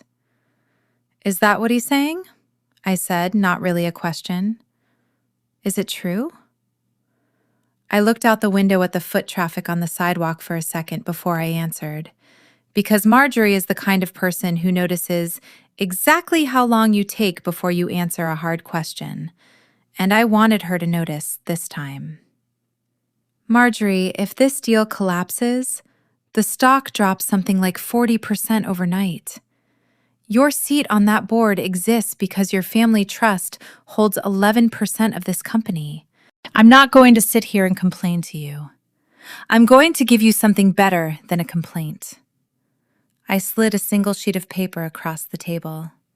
No adjectives, no opinions, just a timeline. Dates in one column, facts in the other. Bennett appointed. Bennett unmuted on the Nordcraft call. Nordcraft relationship placed at material risk. Aurora Core misrepresentation sent to Cole Capital Diligence Team, 1:47 a.m. Misrepresentation corrected by me, unassisted, over 72 hours. My server access revoked. My name removed from post-close org chart. Marjorie read it twice. Her face went the specific shade of gray that people's faces go when they realize their retirement account is directly downstream of somebody else's ego. "He lied about the technology," she said quietly, "to Desmond Cole, in writing." "It's corrected in the data room now," I said. "But if Bennett tries to repeat that story out loud in the final signing meeting, in front of Desmond's own team, who already have the original email somewhere in their inbox whether they've flagged it yet or not, Desmond will walk, and he won't walk quietly." Marjorie folded the paper and put it in her handbag like it was something fragile. "Why are you telling me this and not the rest of the board?" "Because I like this company, Marjorie. I've given it 11 years. And because when this building catches fire, which I think it's about to, I want at least one person in the room who knows exactly who was playing with matches and exactly who spent 3 sleepless nights putting them out." I walked back to the office in time to catch a notification buzz on my phone. A forwarded calendar invite from Gerald's account. The kind of accidental reply all to everyone slip that only happens when a person is either careless or, more likely, simply doesn't think of you as someone whose feelings need managing anymore. Subject: Final signing, Cole Capital Investment. Attendees: Desmond Cole, Elena Voss, Gerald Ashford, Bennett Ashford, outside counsel.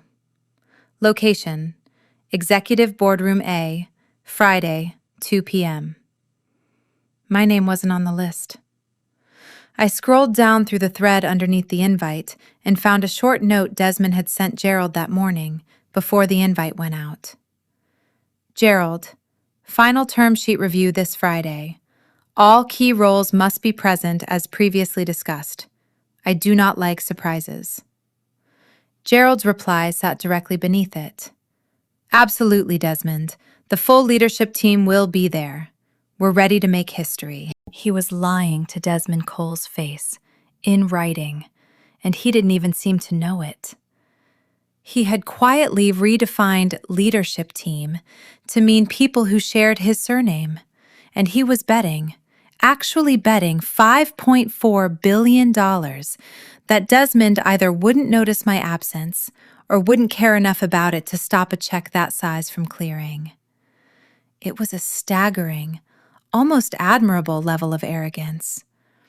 It's the specific kind of arrogance you only see in people who have never once had to negotiate for their own survival, because somebody has always negotiated it for them. I sat at my cleared-off desk and reread, one more time, the original employment contract I'd signed 5 years earlier when I joined Solstice Grid, and the updated key personnel addendum attached to the Cole Capital deal structure, the one Frank Dietrich had quietly drafted at my request, the one Desmond Cole had circled twice with a gold fountain pen without saying a single word about why. It wasn't standard boilerplate. It was a modernized key man provision, restructured for a tech-adjacent infrastructure deal, and it tied the entire valuation of the investment specifically to the continued operational authority of two named individuals, Gerald Ashford and me. I wasn't just the plumbing anymore.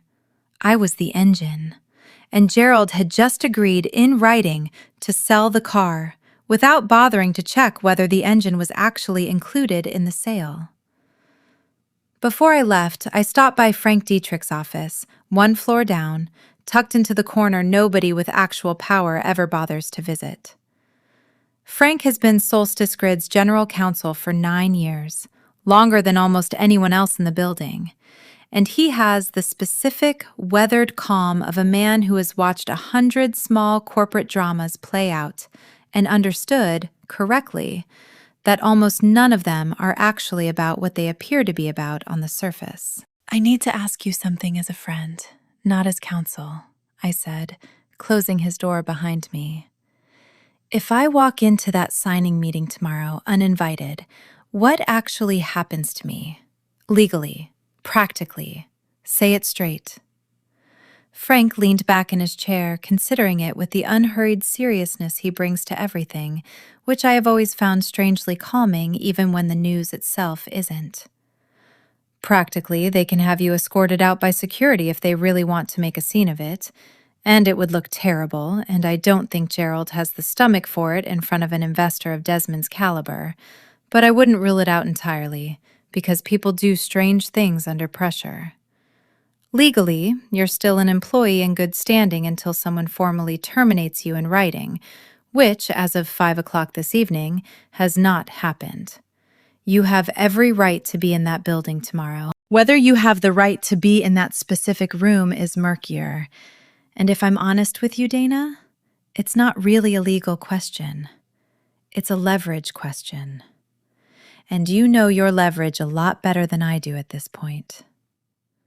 Do you know what's actually in Section 14? I asked him, carefully, watching his face for the answer before he gave it out loud. Frank was quiet for a moment. I drafted the language you asked me to draft 8 months ago. When you told me it was standard diligence-driven, protective boilerplate Cole Capital side would likely request anyway, he said. I didn't ask many questions at the time, because you've never once given me a reason not to trust your judgment on something like this.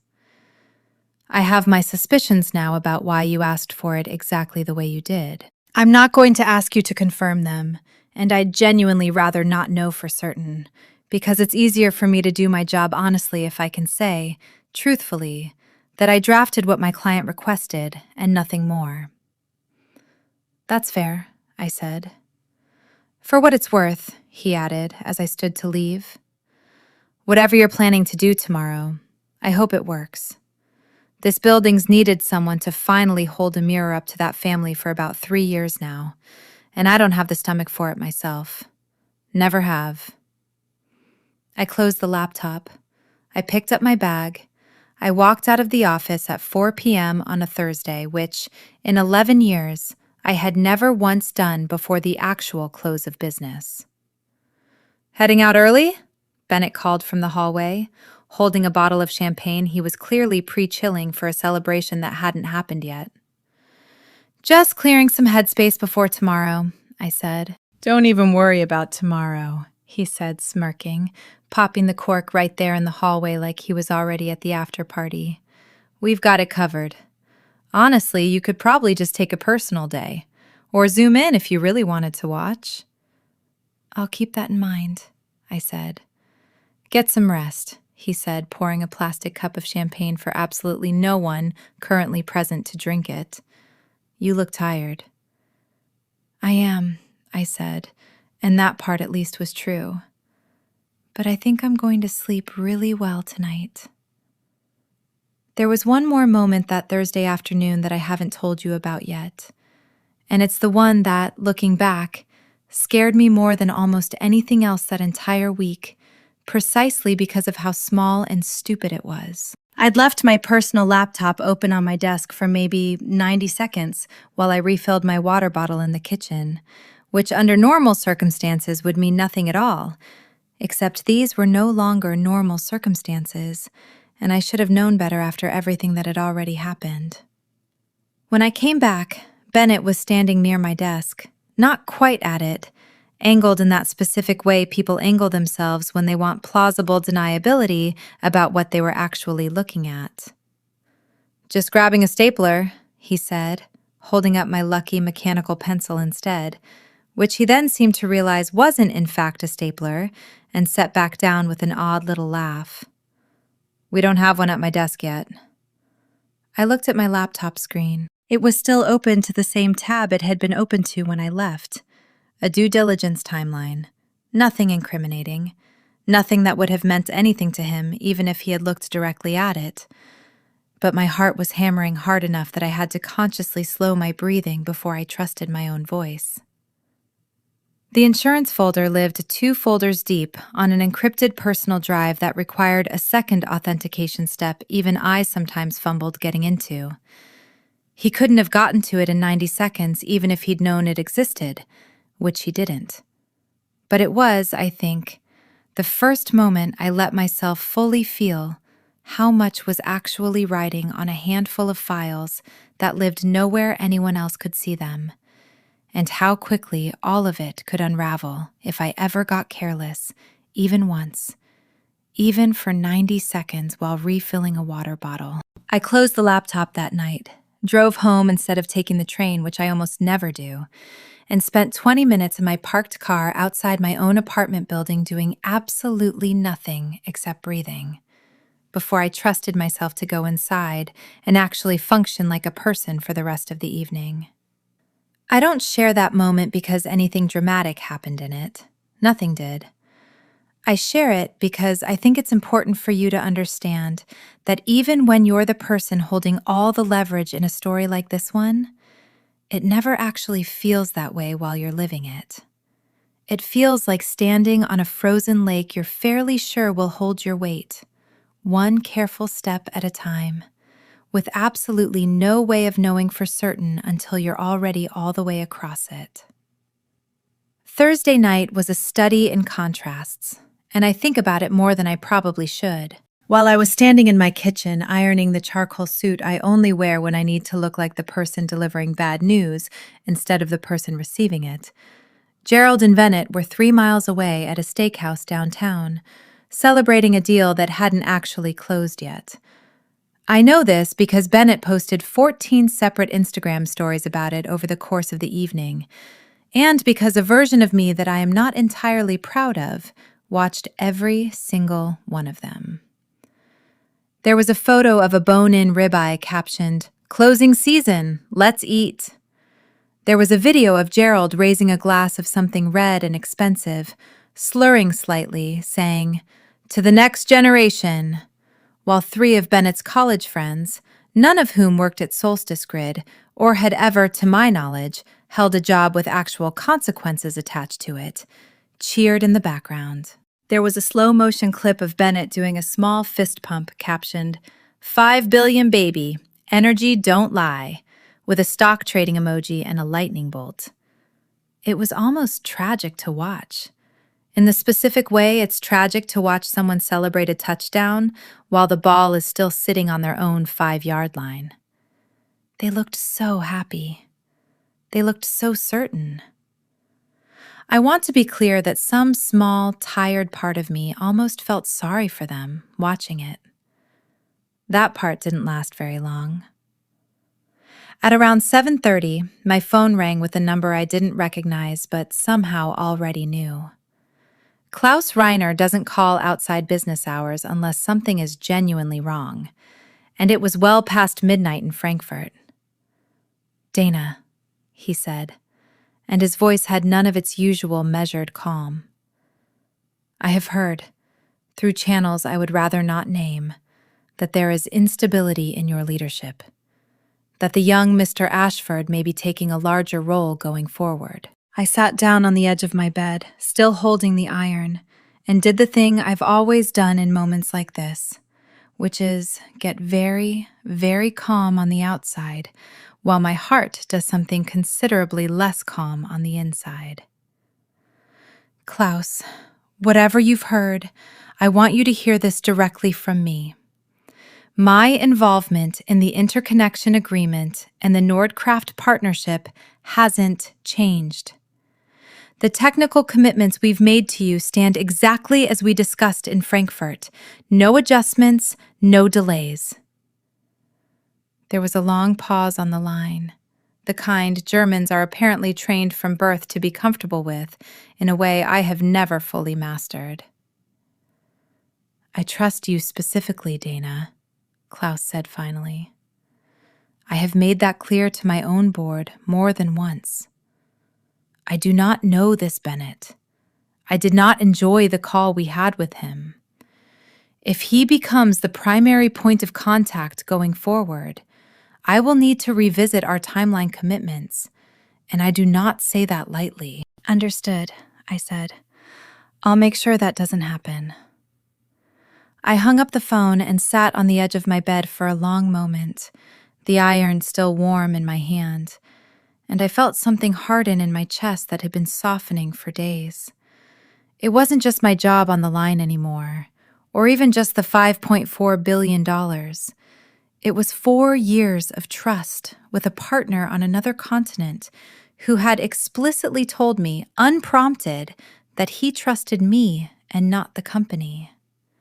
It was Priya's team. It was Nolan, 24 years old, terrified, sliding folded paper across a break room counter because it was the only brave thing he knew how to do. I finished ironing the suit. At 9 p.m., my phone buzzed again, this time with an email from an address I didn't recognize, routed through an encrypted service, no return name attached. I knew the writing style before I'd finished the first sentence. It was Nolan. Subject: FYI. Saw this on the shared printer, thought you should know before tomorrow. Attached was a PDF, marked embargoed, formatted like a press release ready to go out the moment the ink dried on the signing table. For immediate release, Solstice Grid Technologies secures $5.4 billion strategic investment from Cole Capital Partners, announces leadership refresh. Chicago. Following a landmark partnership with Cole Capital Partners, Solstice Grid Technologies is proud to announce the appointment of Bennett Ashford to the newly created role of Chief Strategy Officer, reflecting the company's continued investment in forward-looking leadership. As part of this transition, the company will be parting ways with several members of its legacy operational staff to streamline execution and align the organization with its next chapter of growth. Legacy operational staff. That was me. 11 years, reduced to 3 words, drafted by a person who had needed my help to understand what EBITDA stood for less than 2 weeks earlier. I sat with the laptop open on my kitchen table and read it 3 times. And I want to tell you I cried, because I think that would make for a better story, a more sympathetic version of me for you to root for. But the truth is, I didn't. I think I had passed all the way through sadness sometime around the second sleepless night fixing Bennett's Aurora Core lie, and come out the other side into something colder and much more useful. Clarity, maybe. Or just exhaustion wearing clarity's coat. They weren't just planning to fire me. They were planning to erase me. To take the deal I had built with my own hands across 9 months and 11 flights to Frankfurt and one very memorable conversation in a hotel bar, and repackage it as evidence of Bennett's vision, using the very money from that deal to fund my own severance check. It was almost impressive in its way. It was so morally bankrupt, it circled back around and became a kind of accidental art installation. I poured myself a glass of water instead of the wine I wanted. I needed to be sharp the next day, not soft. I sat by my window for a long time, watching the lights of the loop flicker against a low, heavy sky, thinking about something my grandmother used to say, which is that a city doesn't care whether you're a good person. It only cares whether you understand how it actually works underneath the postcard version everyone sells you. Chicago has never once cared whether I was nice or fair or patient with people who didn't deserve my patience. It has only ever cared about leverage, who has it, and who's foolish enough to think a title is the same thing. Gerald and Bennett thought they had the leverage because they had the titles and the bloodline and the balloons already ordered for the lobby. They believed, in some genuine, uncomplicated way, that power lived in the name on the door. I knew something they didn't. Power lives in the fine print, in a 109-page document that almost nobody in that building had actually read past the executive summary, and in a Frankfurt hotel bar conversation I'd never told a single one of them about. I looked at the manila folder sitting on my dining table. No logo, no letterhead, just the term sheet, printed clean at a copy shop 3 blocks from my apartment because I didn't trust the office printer not to log the job. It looked completely unremarkable. It looked like nothing. Inside it was a lever that, if I pulled it correctly, could move $5.4 billion, or at the very least, move the truth into a room that badly needed to hear it. I slept exactly 6 hours, dreamless, which surprised me. I woke at 5, did 20 minutes of the yoga routine I only ever actually finish when something important is coming, and drank my coffee black, standing at the window, watching the sun come up over a city that had absolutely no idea what was about to happen inside one of its downtown office towers that afternoon. I put on the charcoal suit. I did my makeup, minimal and sharp, the kind of face you wear when you need people to read competence off you from across a room before you've said a single word. I got to the office at 8 a.m., a full 6 hours before the signing was scheduled, mostly because I couldn't stand being anywhere else, and partly because some old, stubborn part of me still wanted to walk the building one more time as the person who had actually built the deal everyone was about to celebrate. The office was already transforming into something closer to a wedding reception than a place of business. Caterers were setting up trays of shrimp cocktail in the lobby. There were, genuinely, balloons, gold and white, an entire arch of them being assembled near the elevator bank by two very confused-looking event staff who clearly had not been briefed on the actual gravity of what was happening one floor up. Bennett breezed in around 11, wearing a white suit, which is a genuinely bold sartorial choice for a man about to either close the biggest deal of his father's career or set it on fire, and I honestly could not tell in the moment which outcome he was actually dressed for. He stopped by my desk, which still held nothing but a monitor and a keyboard, and looked almost disappointed that I was there. "Oh, Dana," he said. "I figured you weren't coming in today." "Just tying up a few loose ends," I said, typing on a blank document that said nothing at all. "Right," he said, checking his reflection in the glass partition behind me, adjusting his lapel with the total, unbothered confidence of a man who has never once had to earn anything the hard way. "Well, help yourself to a cupcake from the lobby, but maybe steer clear of the boardroom later. It's going to be pretty high level in there. Strictly key players." "Understood," I said. "Strictly key players." He walked off, heels of his very new dress shoes clicking a rhythm I can only describe as the sound of unearned victory. And I sat there and watched the clock the way you watch a kettle you already know is about to scream. The hours between 8 and 2 were some of the longest of my life. Longer, honestly, than any of the actual sleepless nights had felt, because at least during those I'd had a problem in front of me to solve. Now I just had time. And time, when you're waiting for something you can't control the timing of, has a way of turning thick and strange, like walking through water instead of air. Priya found me around 9, sitting at my desk with nothing on it, and didn't say anything at first. She just pulled up the empty chair across from me and sat down. "Whatever you're planning," she said eventually. "I don't need to know what it is. I just need you to know that if you need someone in that room who can speak fluent, the technology actually works, I'll drop whatever I'm doing." "I might take you up on that," I said, and meant it. Nolan texted me twice that morning, the kind of nervous, over-explaining texts a 24-year-old sends when he's genuinely worried he's already done something irreversible by handing me that folded piece of paper days earlier. Saw Bennett practicing his presentation voice in the men's room this morning. It's bad. Also, I deleted my sent folder just in case. Is that dumb? Should I not have said that in writing? I told him not to worry about it, and meant that too, though I did quietly screenshot the text anyway, because 11 years in this job has taught me that just in case is a habit worth keeping even when you're fairly sure you won't need it. Marjorie called around noon, brief and businesslike.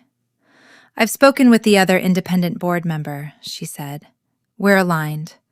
Whatever happens in that room this afternoon, the board will not rubber stamp a decision that removes you from this company without a full review. I wanted you to have that going in."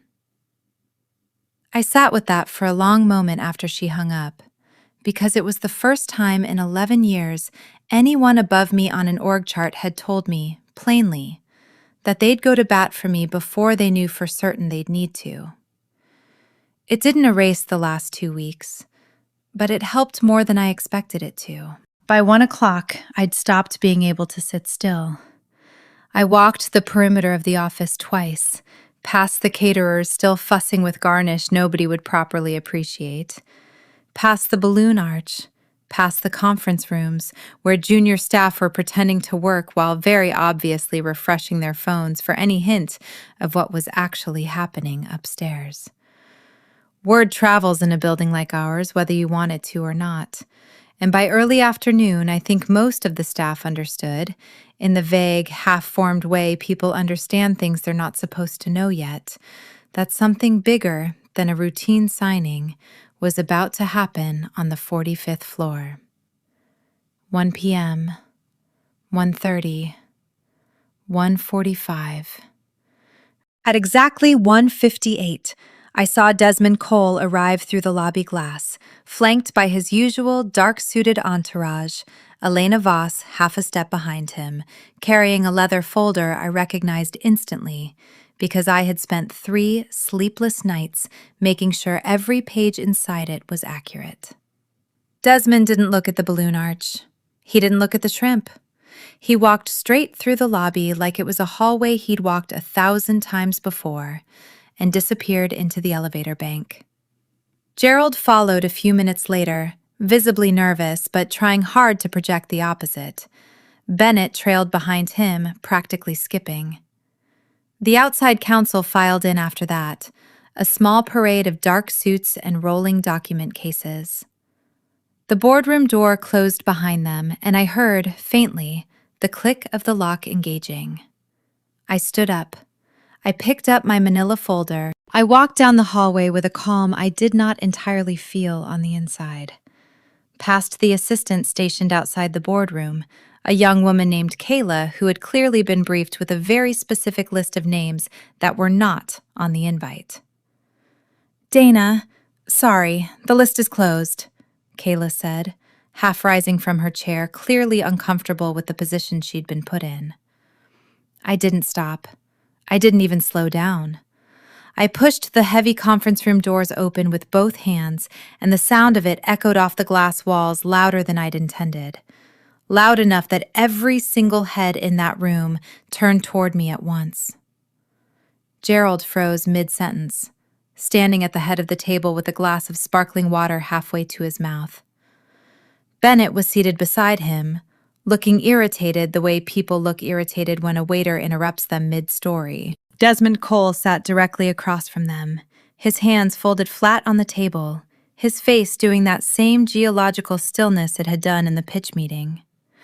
Elena Voss sat just behind his right shoulder, and for exactly 1 second before her face went carefully neutral again, I caught something in her eyes that looked almost like recognition. Almost like she'd been wondering, this whole time, whether I'd actually walk through that door. "Dana," Gerald stammered, We're in the middle of the final review here." "I know," I said, and my voice came out level, steady, the exact voice I use when a server is on fire and screaming isn't going to put it out any faster. "I'm here for the signing." Bennett stood up so fast his chair scraped against the floor. "Dana, we talked about this. This is a leadership-level meeting. You're not needed in here." "Actually," I said, walking toward the empty chair beside Desmond, the operator's seat, the one that had been mine in every single meeting for the past 9 months. "I think I am." "This is embarrassing," Bennett said, sighing theatrically and glancing over at Desmond with a performative little eye roll, like he was inviting Desmond in on a joke. "I am so sorry about this, Desmond. We've had some personnel issues we're working through. Some people have a hard time letting go." Desmond didn't look at Bennett at all. He was looking at me, tracking me the entire time as I pulled out the chair and sat down, placing my manila folder flat on the table in front of me. "Personnel issues," he repeated softly, and there was something underneath the flatness of his voice that I couldn't quite place yet.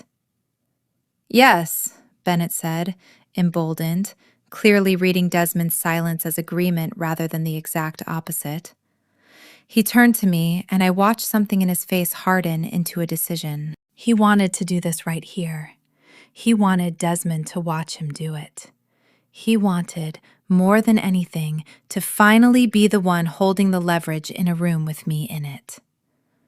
"Dana," Bennett said, raising his voice now, clearly performing for an audience of one very expensive man at the far end of the table. "Since you clearly can't take a hint, I'll spell it out. We're restructuring the team. We need fresh vision going forward. You're fired. I'd like you to leave the building immediately, or I'll have to call security." The silence that followed was total. It was the kind of silence that has actual weight to it, the kind that presses down on your eardrums. Gerald looked like he might genuinely be sick. He knew, on some level, that this was the wrong moment, the wrong room, the wrong audience. But he had spent so many years failing to say no to his son that he had apparently lost the muscle entirely, and he simply sat there, frozen, watching it happen. "Fired," I repeated. "Effective immediately," Bennett said, smiling now, a small, cruel, triumphant smile. "Please get out." I didn't move. Bennett, apparently unwilling to let the moment pass without some form of physical enforcement, reached for the desk phone mounted near the credenza and pressed the button for the front desk. "Hi, yeah, this is Bennett Ashford. I need building security up to boardroom A immediately. We have a former employee refusing to leave the premises." There was a long pause on the line, the kind you could hear even from across the room, and then a tinny, audibly confused voice came through the speaker. Sir, I don't have anyone flagged as terminated in the system. Do you have HR on the line to confirm the termination first? I can't dispatch on a verbal instruction alone. It's against policy." Bennett's face flushed a shade of red I hadn't seen on him before. "Just send someone up. I'll sort out the paperwork after." "I really can't do that, sir," the voice said, with the specific patient firmness of someone who has clearly had this exact conversation before and knows precisely how much liability their own job carries if they get it wrong. "I'll need HR confirmation." Bennett hung up the phone hard enough that the receiver bounced once against the cradle, and for a brief, almost comic second, the balance of power in the room tilted visibly, silently, in a direction he clearly hadn't anticipated. I didn't even look at him. I turned my head slowly, deliberately, to the right, and looked directly at Desmond Cole. "Desmond," I said, "it appears I'm no longer an employee of this company." Desmond lowered his eyes to the table for a moment, then reached into his jacket pocket and drew out his gold fountain pen, uncapping it slowly, the small metallic click of it somehow audible over the ringing silence in the room. "Who?" he said. The question just sat there, hanging in the recycled office air. Bennett blinked. "What?" "Who is fired?" Desmond said again, and his voice was utterly without inflection, which somehow made it more frightening than if he'd shouted. "Her," Bennett said, pointing a finger at me with the confidence of a man who has never once had a decision of his questioned and found wanting. "Dana. She's legacy operational staff. We're clearing the deck ahead of the announcement." Desmond turned his head, unhurried, and looked at Gerald instead. "Gerald," he said, "is that accurate? Is Dana no longer employed by this company?" Gerald's mouth opened and closed twice before anything came out. "Well, Desmond, it's a strategic shift. We felt that given the—" "Is she fired?" Desmond said, and this time there was an edge in it, sharp enough that I actually saw Gerald flinch. "Yes," Gerald whispered. Desmond didn't raise his voice. He didn't slam anything on the table. He simply closed the leather-bound folder in front of him, the one containing the $5.4 billion investment agreement, the one Elena had been holding in the lobby not 20 minutes earlier, and screwed the cap back onto his pen with the same unhurried precision he did everything with. "Then this meeting is over," he said, and began to rise from his chair. "Wait," Bennett said, and I heard, for the first time all day, an actual crack of panic in his voice. "What are you talking about? We're here to sign. The deal's done." Desmond paused, halfway out of his seat, and looked at Bennett with an expression that landed somewhere between pity and disgust. The kind of look you give something you've stepped in without realizing it. Then he looked at Gerald. "You didn't read the term sheet, did you, Gerald?" "I legal reviewed it," Gerald said, his voice climbing half an octave. We all reviewed it, Desmond, I promise you. Not closely enough, Desmond said. He reached across the table and pulled my manila folder toward himself. He didn't need to open it. I could see in his face that he already knew exactly what was inside. But he opened it anyway, slowly, with the theatrical patience of a man who has spent 71 years learning that some moments deserve to be savored. He turned to page 91. Dana, he said, would you like to explain Section 14, subsection C to your former employers? I leaned forward.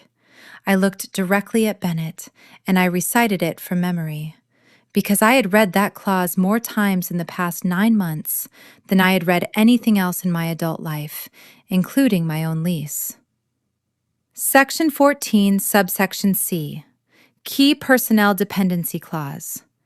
It states that the investment is contingent upon the continued employment and full operational authority of specific individuals designated as critical to the ongoing valuation and operational stability of the asset. Bennett let out a short, high, nervous laugh. Right, yeah, like Dad and me, obviously. No, Desmond said. Not you. He spun the document around and slid it across the polished table until it stopped directly in front of Bennett and Gerald. He tapped one finger against a printed line beneath the clause header. There was Gerald's name, typed in full, and directly beneath it, in the same clean legal font, was mine. Dana, Vice President, Strategic Partnerships. If Dana leaves this company for any reason, Desmond said, and his voice had gone genuinely cold now, colder than I had ever heard it in 9 months of dealing with him. Termination, resignation, or death, prior to the completion of the 24-month vesting and integration period, the entire investment agreement is void. The valuation resets from 0. The offer, as it currently stands on this table, is withdrawn in full. Bennett stared at the page like it was written in a language he'd never learned. His mouth opened, but for the first time since I'd met him, no sound came out of it at all. Gerald grabbed the paper off the table, his hands shaking hard enough that I could hear it rattling against the wood. I didn't know, Gerald said, and I actually believed him, which somehow made it worse, not better. I thought this was standard boilerplate language, Desmond, I swear to you. I don't do boilerplate, Desmond said. I invest in competence. And frankly, Gerald, the only genuinely competent person I have met in this entire building, across 9 months and 11 separate diligence trips, is the woman your son just fired in front of me. Desmond stood the rest of the way up. He buttoned his jacket, unhurried, the way you'd button a jacket before leaving a restaurant, not before detonating a $5 billion deal. So, he said, you have a choice, Gerald. You can walk away from $5.4 billion, or you can walk away from your son's tantrum. I'd encourage you to decide quickly. I have a flight. The trap had closed, and both of them were caught square inside it. I watched the room spin quietly, invisibly, behind Gerald's eyes. I could see him doing the math in real time. $5.4 billion meant his retirement, meant the golf course house in Naples he'd been not so subtly hinting at for 2 years, meant the legacy he'd spent 30 years building toward. On the other side of that scale sat Bennett, his son, his blood, the entire reason he'd started this company in the first place, if you asked him on a good day. Bennett, to his credit or discredit, depending on how you want to look at it, didn't yet understand that he had already lost. He was still fighting a battle that had ended roughly 90 seconds earlier. "This is ridiculous," he said, his voice wavering despite the bravado he was clearly trying to project. "It's a contract, Desmond. We can amend it. Surely we can just redline her name out and put mine in instead. I'm Chief Strategy Officer. That's basically the same function. Desmond looked at him the way you might look at something you'd found stuck to the bottom of your shoe. You think you can replace 9 months of institutional knowledge and 4 years of European regulatory relationships with what, exactly? Grid-adjacent leverage? I have an MBA, Bennett said, his voice cracking. And I have $5.4 billion, Desmond said, perfectly calm. And at this exact moment, it's staying in my pocket. He turned to his lawyers. Pack it up. We're done here. The lawyers began closing their laptops in unison, a soft chorus of clicking latches and zippers that felt, in that moment, like the actual sound of money leaving a building. Elena Voss rose from her chair without a word, gathering the folder Desmond had set back down. No, Gerald said, and he actually yelled it, slamming his hand flat on the mahogany table hard enough that a water glass jumped. No! Wait, Desmond, please! Wait! Desmond paused at the door, one hand already resting on the handle. Why? We can fix this, Gerald said, sweat visibly dripping off the end of his nose now, his composure completely gone. He turned to look at me, and his eyes had this pleading, desperate quality I had genuinely never seen on him before, not once in 11 years. Dana, we didn't mean it. It was a misunderstanding, a lapse in judgment, that's all it was. He fired me, Gerald, I said, and I kept my voice level, deliberately level, because I wanted every word to land with its own separate weight. In front of your investor. That's not a lapse. That's a policy decision. And I watched you sit there and let it happen. We're rescinding it, Gerald said quickly, almost tripping over the words in his hurry to get them out. You're not fired. You're promoted. Senior Vice President, Chief Operating Officer. Whatever title you want, Dana, just tell me what you want. Bennett made a sound somewhere between a gasp and a cough. What are you doing? She's undermining the whole restructuring plan. Gerald spun on his son so fast I actually flinched, and something in his face finally cracked open. The enabling, guilty mask he'd been wearing for weeks, falling away all at once to reveal the frightened, purely self-interested man underneath it. Shut up, Bennett, he hissed. Bennett recoiled like he'd been physically struck. Excuse me? Shut up, Gerald said again, louder this time, and there was nothing fatherly left in it at all. You have no idea what you almost cost this company. You almost cost us everything. Do you understand that? He turned back toward Desmond, his voice dropping into something closer to begging. She stays. Dana stays.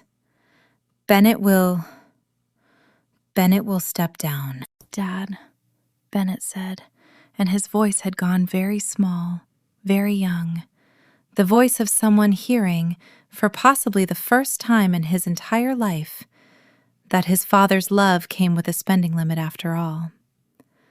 Tears were starting to well up in his eyes, and I want to tell you they looked genuine, because I think, in that specific second, they were. It's the particular kind of tears you cry when you realize the toy store you've never once been told no inside of has, without warning, closed for good. I am completely serious, Gerald said, and his voice was shaking but his eyes weren't moving off mine. Step down now, Bennett, or you're fired. I mean it. The silence that followed wasn't a vacuum this time. It had real weight to it. the heavy, suspended silence of a guillotine blade waiting at the very top of its track. Desmond looked at me. "Dana," he said, "is this arrangement acceptable to you?" I looked at Gerald, sweating and visibly coming apart at the seams. I looked at Bennett, crying now in earnest, humiliated in front of the most important investor his father's company had ever courted. And I looked down at the manila folder, the term sheet, the clause with my own name printed cleanly beneath Gerald's. I could have walked away. I want you to understand that clearly, because I've thought about it 100 times since. I could have stood up, picked up my folder, and let the whole thing burn to the ground behind me. And there is a version of this story that ends there, and it probably would have felt poetic for about a week. But I had spent 11 years building this company's operational backbone, and I had a team of nearly 20 people down 2 floors who needed this funding to make rent, to make their mortgage payments, to keep their kids in the schools they'd chosen. And none of them had any hand whatsoever in whose last name ended up on which office door. I'm the mechanic. I fix things. That's not a metaphor I made up for this story. That's genuinely how I think about my own job. 4 a.m. on a bad night, staring at a spreadsheet. And also, and I'll be honest with you because this whole channel exists on the promise of honesty, I wanted to win. Walking away is losing, no matter how good it looks on paper. Staying and forcing the 2 of them to look me in the eye across a conference table for the next several years, knowing exactly what they'd tried to do to me and exactly how badly it had backfired, that's winning. That's a very different kind of satisfaction, and I'm not going to pretend I didn't want it. "I have conditions," I said. "Name them," Gerald said immediately, not even a beat of hesitation. "Full operational autonomy over budget and hiring, written into my contract, not just implied," I said. "Bennett is removed from the building entirely, effective today. Not a demotion, not a lateral move to some invented advisory role. A full departure. No consulting fees, no board seat, now or in the future." "Done," Gerald said. "Dad," Bennett said again, weaker this time, a whisper. "And a full renegotiation of my equity stake," I said, looking down at the term sheet in front of me, at the numbers I had memorized months earlier without ever quite letting myself hope I'd get to ask for them out loud. "Tripled vesting, effective immediately, structured against the new valuation post-close, not the old one." Gerald didn't even blink this time. "Done." "One more thing," I said, "and I want to tell you this one mattered to me more than the equity did, though I'd never have admitted that out loud in the room. A formal whistleblower protection policy, written into company bylaws, effective this quarter. Any employee who raises a good faith concern about misrepresentation to an investor, a partner, or a regulator is protected from retaliation, full stop. No exceptions carved out for family members in leadership. I want it reviewed by outside counsel, not just Frank, so it actually holds up." Gerald blinked at that one, the first condition that seemed to genuinely surprise him, rather than simply cost him money. "Why does that one matter to you specifically?" "Because a 24-year-old analyst risked his job to slide me a piece of paper in a break room because he didn't trust this company to protect him if he raised his hand any other way," I said. "And he was right not to trust it. I'd like that to stop being true." Gerald looked at me for a long moment, something almost like genuine shame passing behind his eyes for the first time all afternoon. "Done," he said again, quieter this time. I turned to Desmond. "Then we have a deal." Desmond smiled. "I want to be very clear that in 9 months of working with this man, I had never once seen him smile. Not even the small, professional kind executives use as social lubrication. It was, genuinely, one of the more unsettling things I have ever witnessed in a conference room. And I have witnessed some things. "Excellent," Desmond said, and he opened the leather folder one final time, sliding the pen across the table to Gerald first. "Sign." Gerald signed. His hand was shaking badly enough that his signature came out jagged, unfamiliar, nothing like the confident scrawl he usually left on press photos. But he signed. "Now you, Dana," Desmond said, and he slid the pen across the table to me. I signed my name directly beneath the clause that bore it. The ink flowed smooth and dark and permanent, and I watched Bennett standing there, watching his own inheritance turn, in real time, into my leverage. Watched something in his face finally understand what had actually happened to him over the last 20 minutes. He turned and walked out of the boardroom without another word. The heavy door slammed behind him hard enough to rattle the glass wall. "Pleasure doing business," Desmond said, capping his pen with a small final click. The meeting disbanded roughly 10 minutes later. Lawyers on both sides shook hands, the specific, brisk, efficient handshakes of people who bill by the hour and have somewhere else to be. Desmond nodded to me on his way out, a small, formal gesture that somehow felt worth more than the tripled equity vesting I'd just negotiated, though I certainly wasn't going to say that out loud in the moment. Elena Voss paused beside me as she gathered her things, and for a second, I thought she might say something about Frankfurt, about the hotel bar, about the conversation neither of us had ever officially had. She didn't.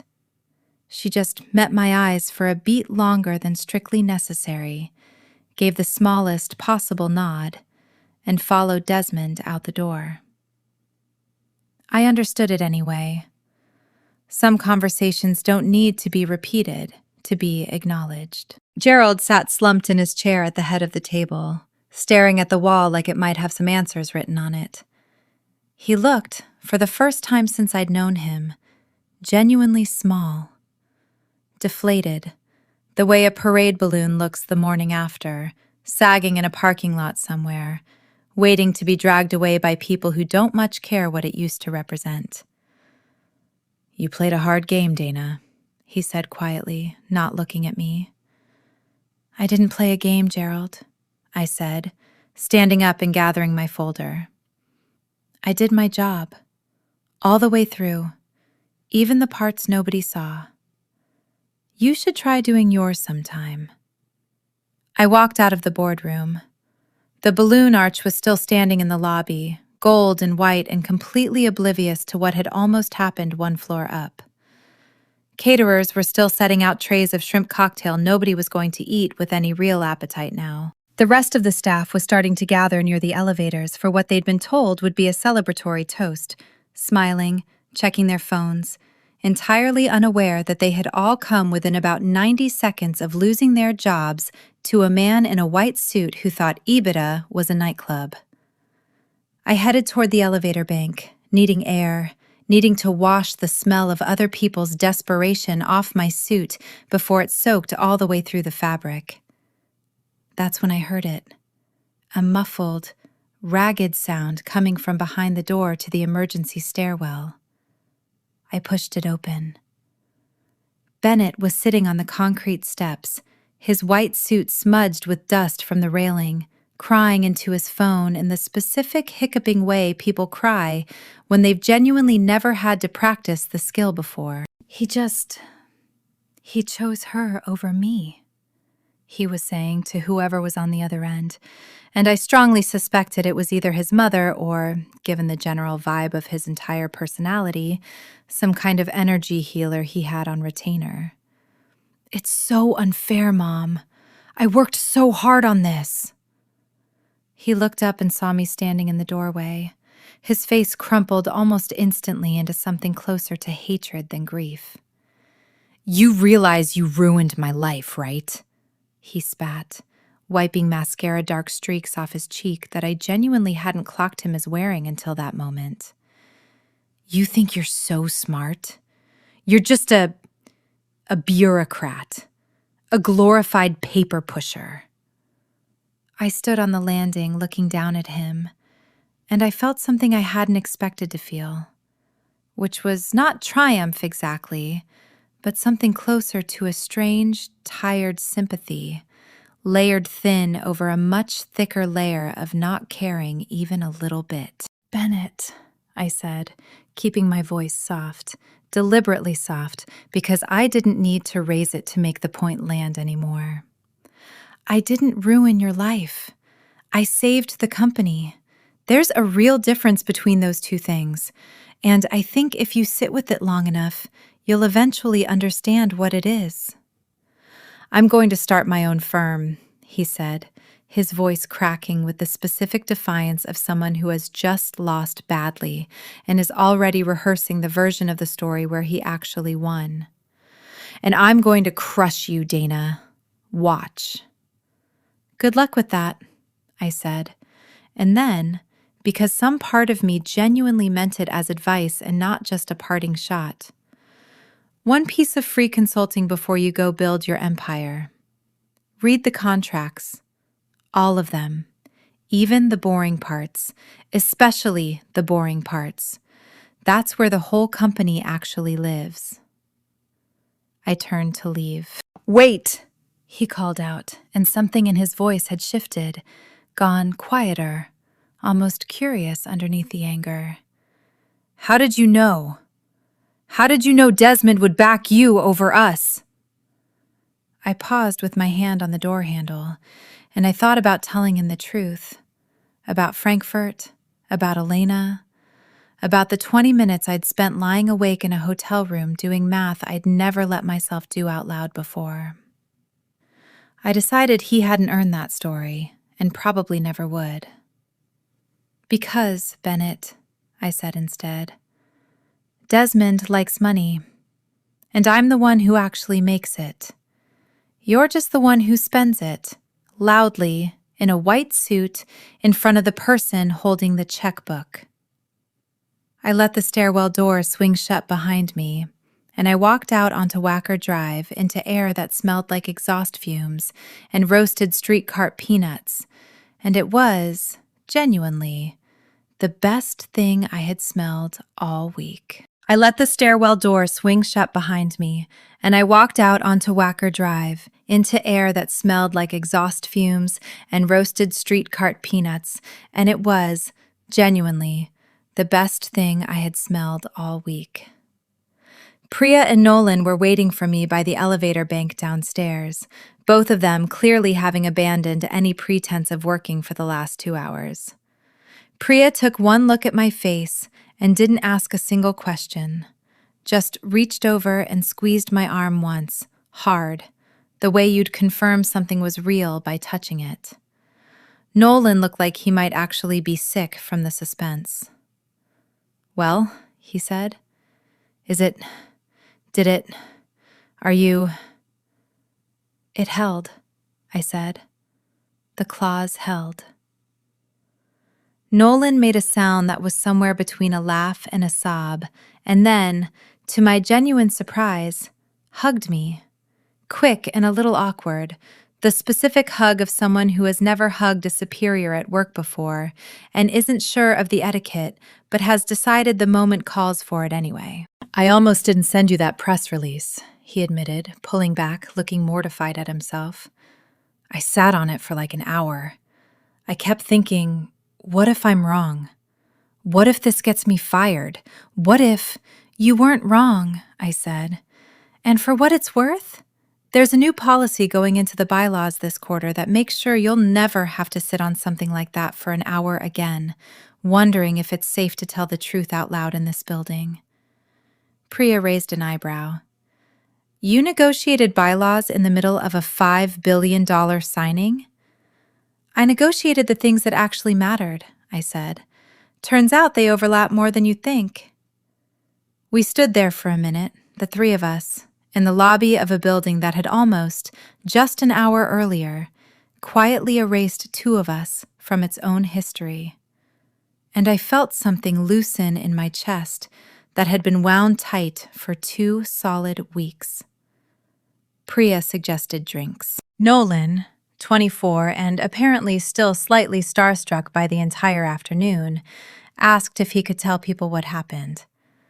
I told him he could tell them everything, except the parts that were still technically covered by an NDA, which, admittedly, wasn't very much of the story at all. I checked my phone at the corner while I waited for a walk signal. The press release had gone out already, but it wasn't the version Nolan had leaked to me the night before. Tech infrastructure firm secures $5.4 billion investment from Cole Capital Partners.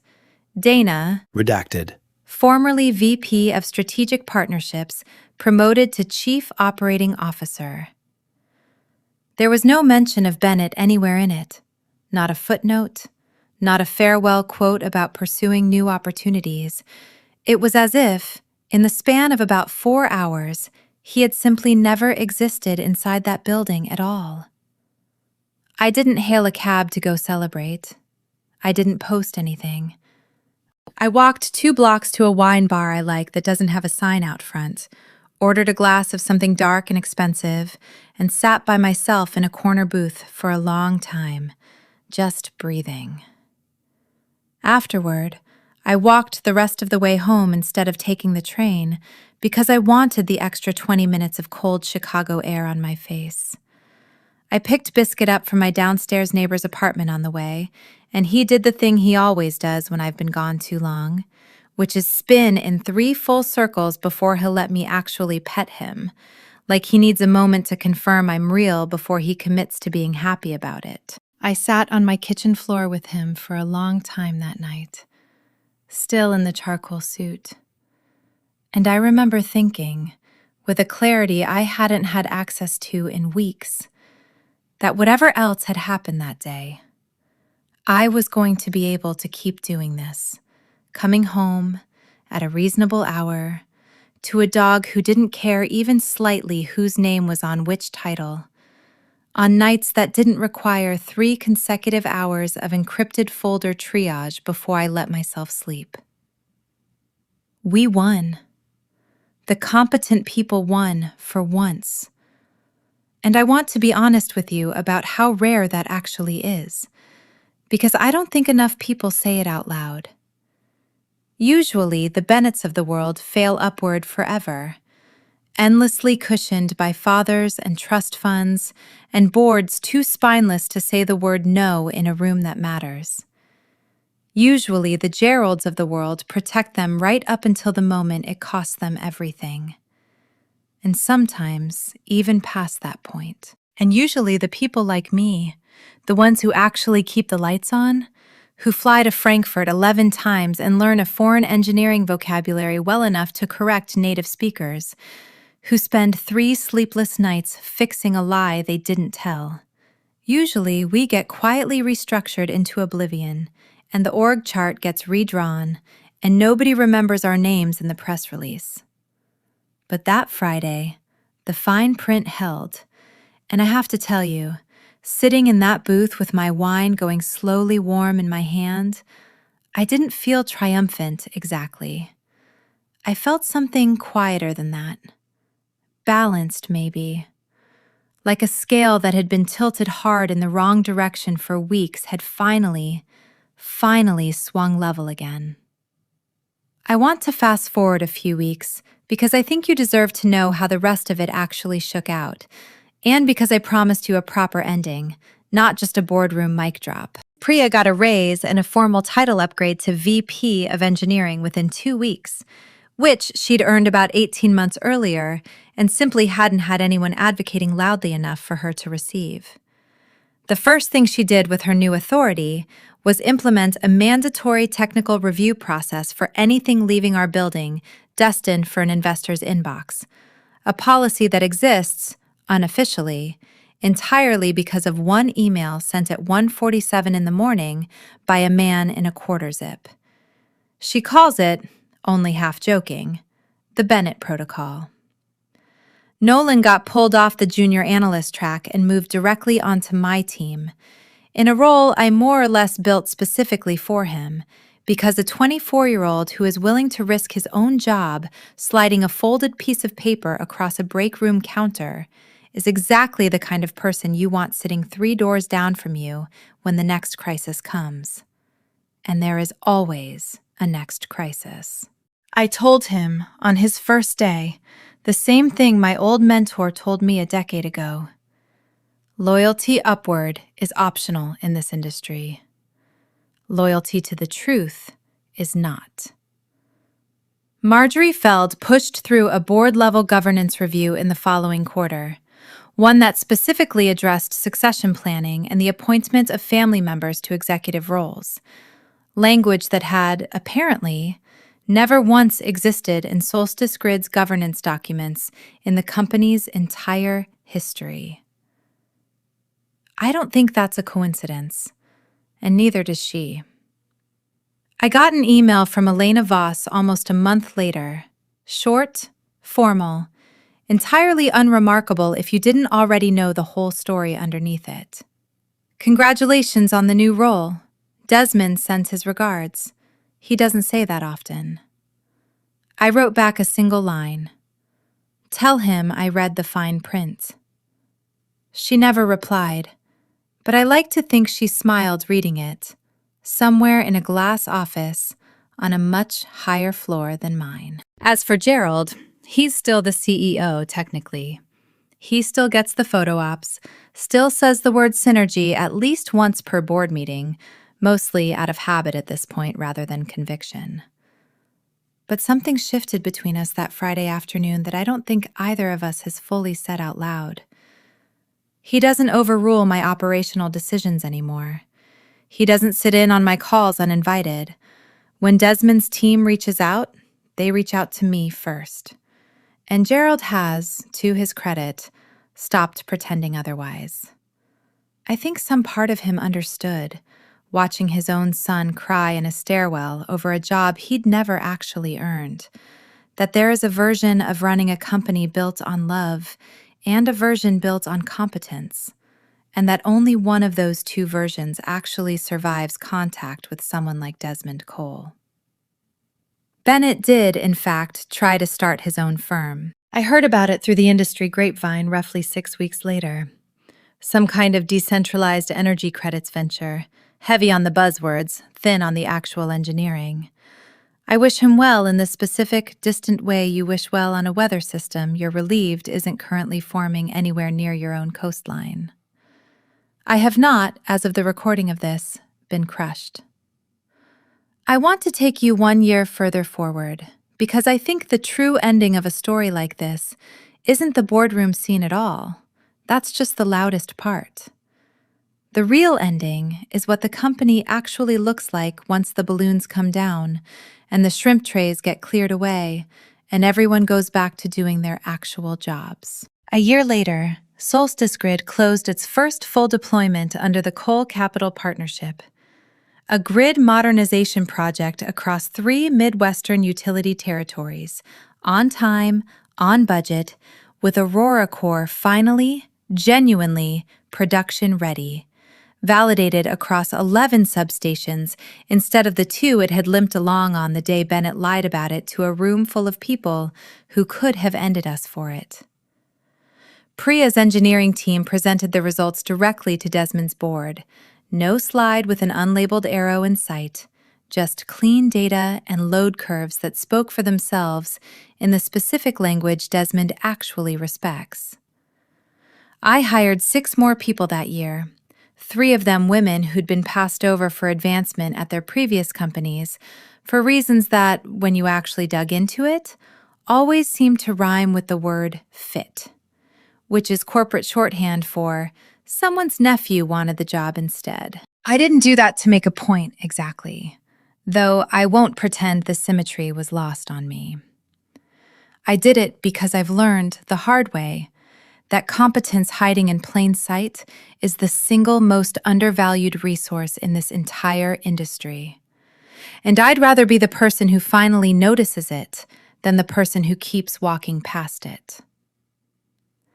Klaus Reiner came to Chicago that spring, his first time in the city, and I took him to a Cubs game, which he found bewildering in ways he was too polite to fully articulate, though he did ask, with total sincerity, why the field wasn't a standard rectangle. Nordkraft signed a 5-year extension on the interconnection agreement 2 months later. He told me, over dinner the night before he flew home, that he'd never once considered walking away from Solstice Grid, even during the worst week of the whole ordeal, because, and this is close to a direct quote, translated slightly for the natural rhythm of English, "A company is only as trustworthy as the person you actually deal with. I have always dealt with you." I didn't cry at that dinner, but it was close, and I think that's allowed.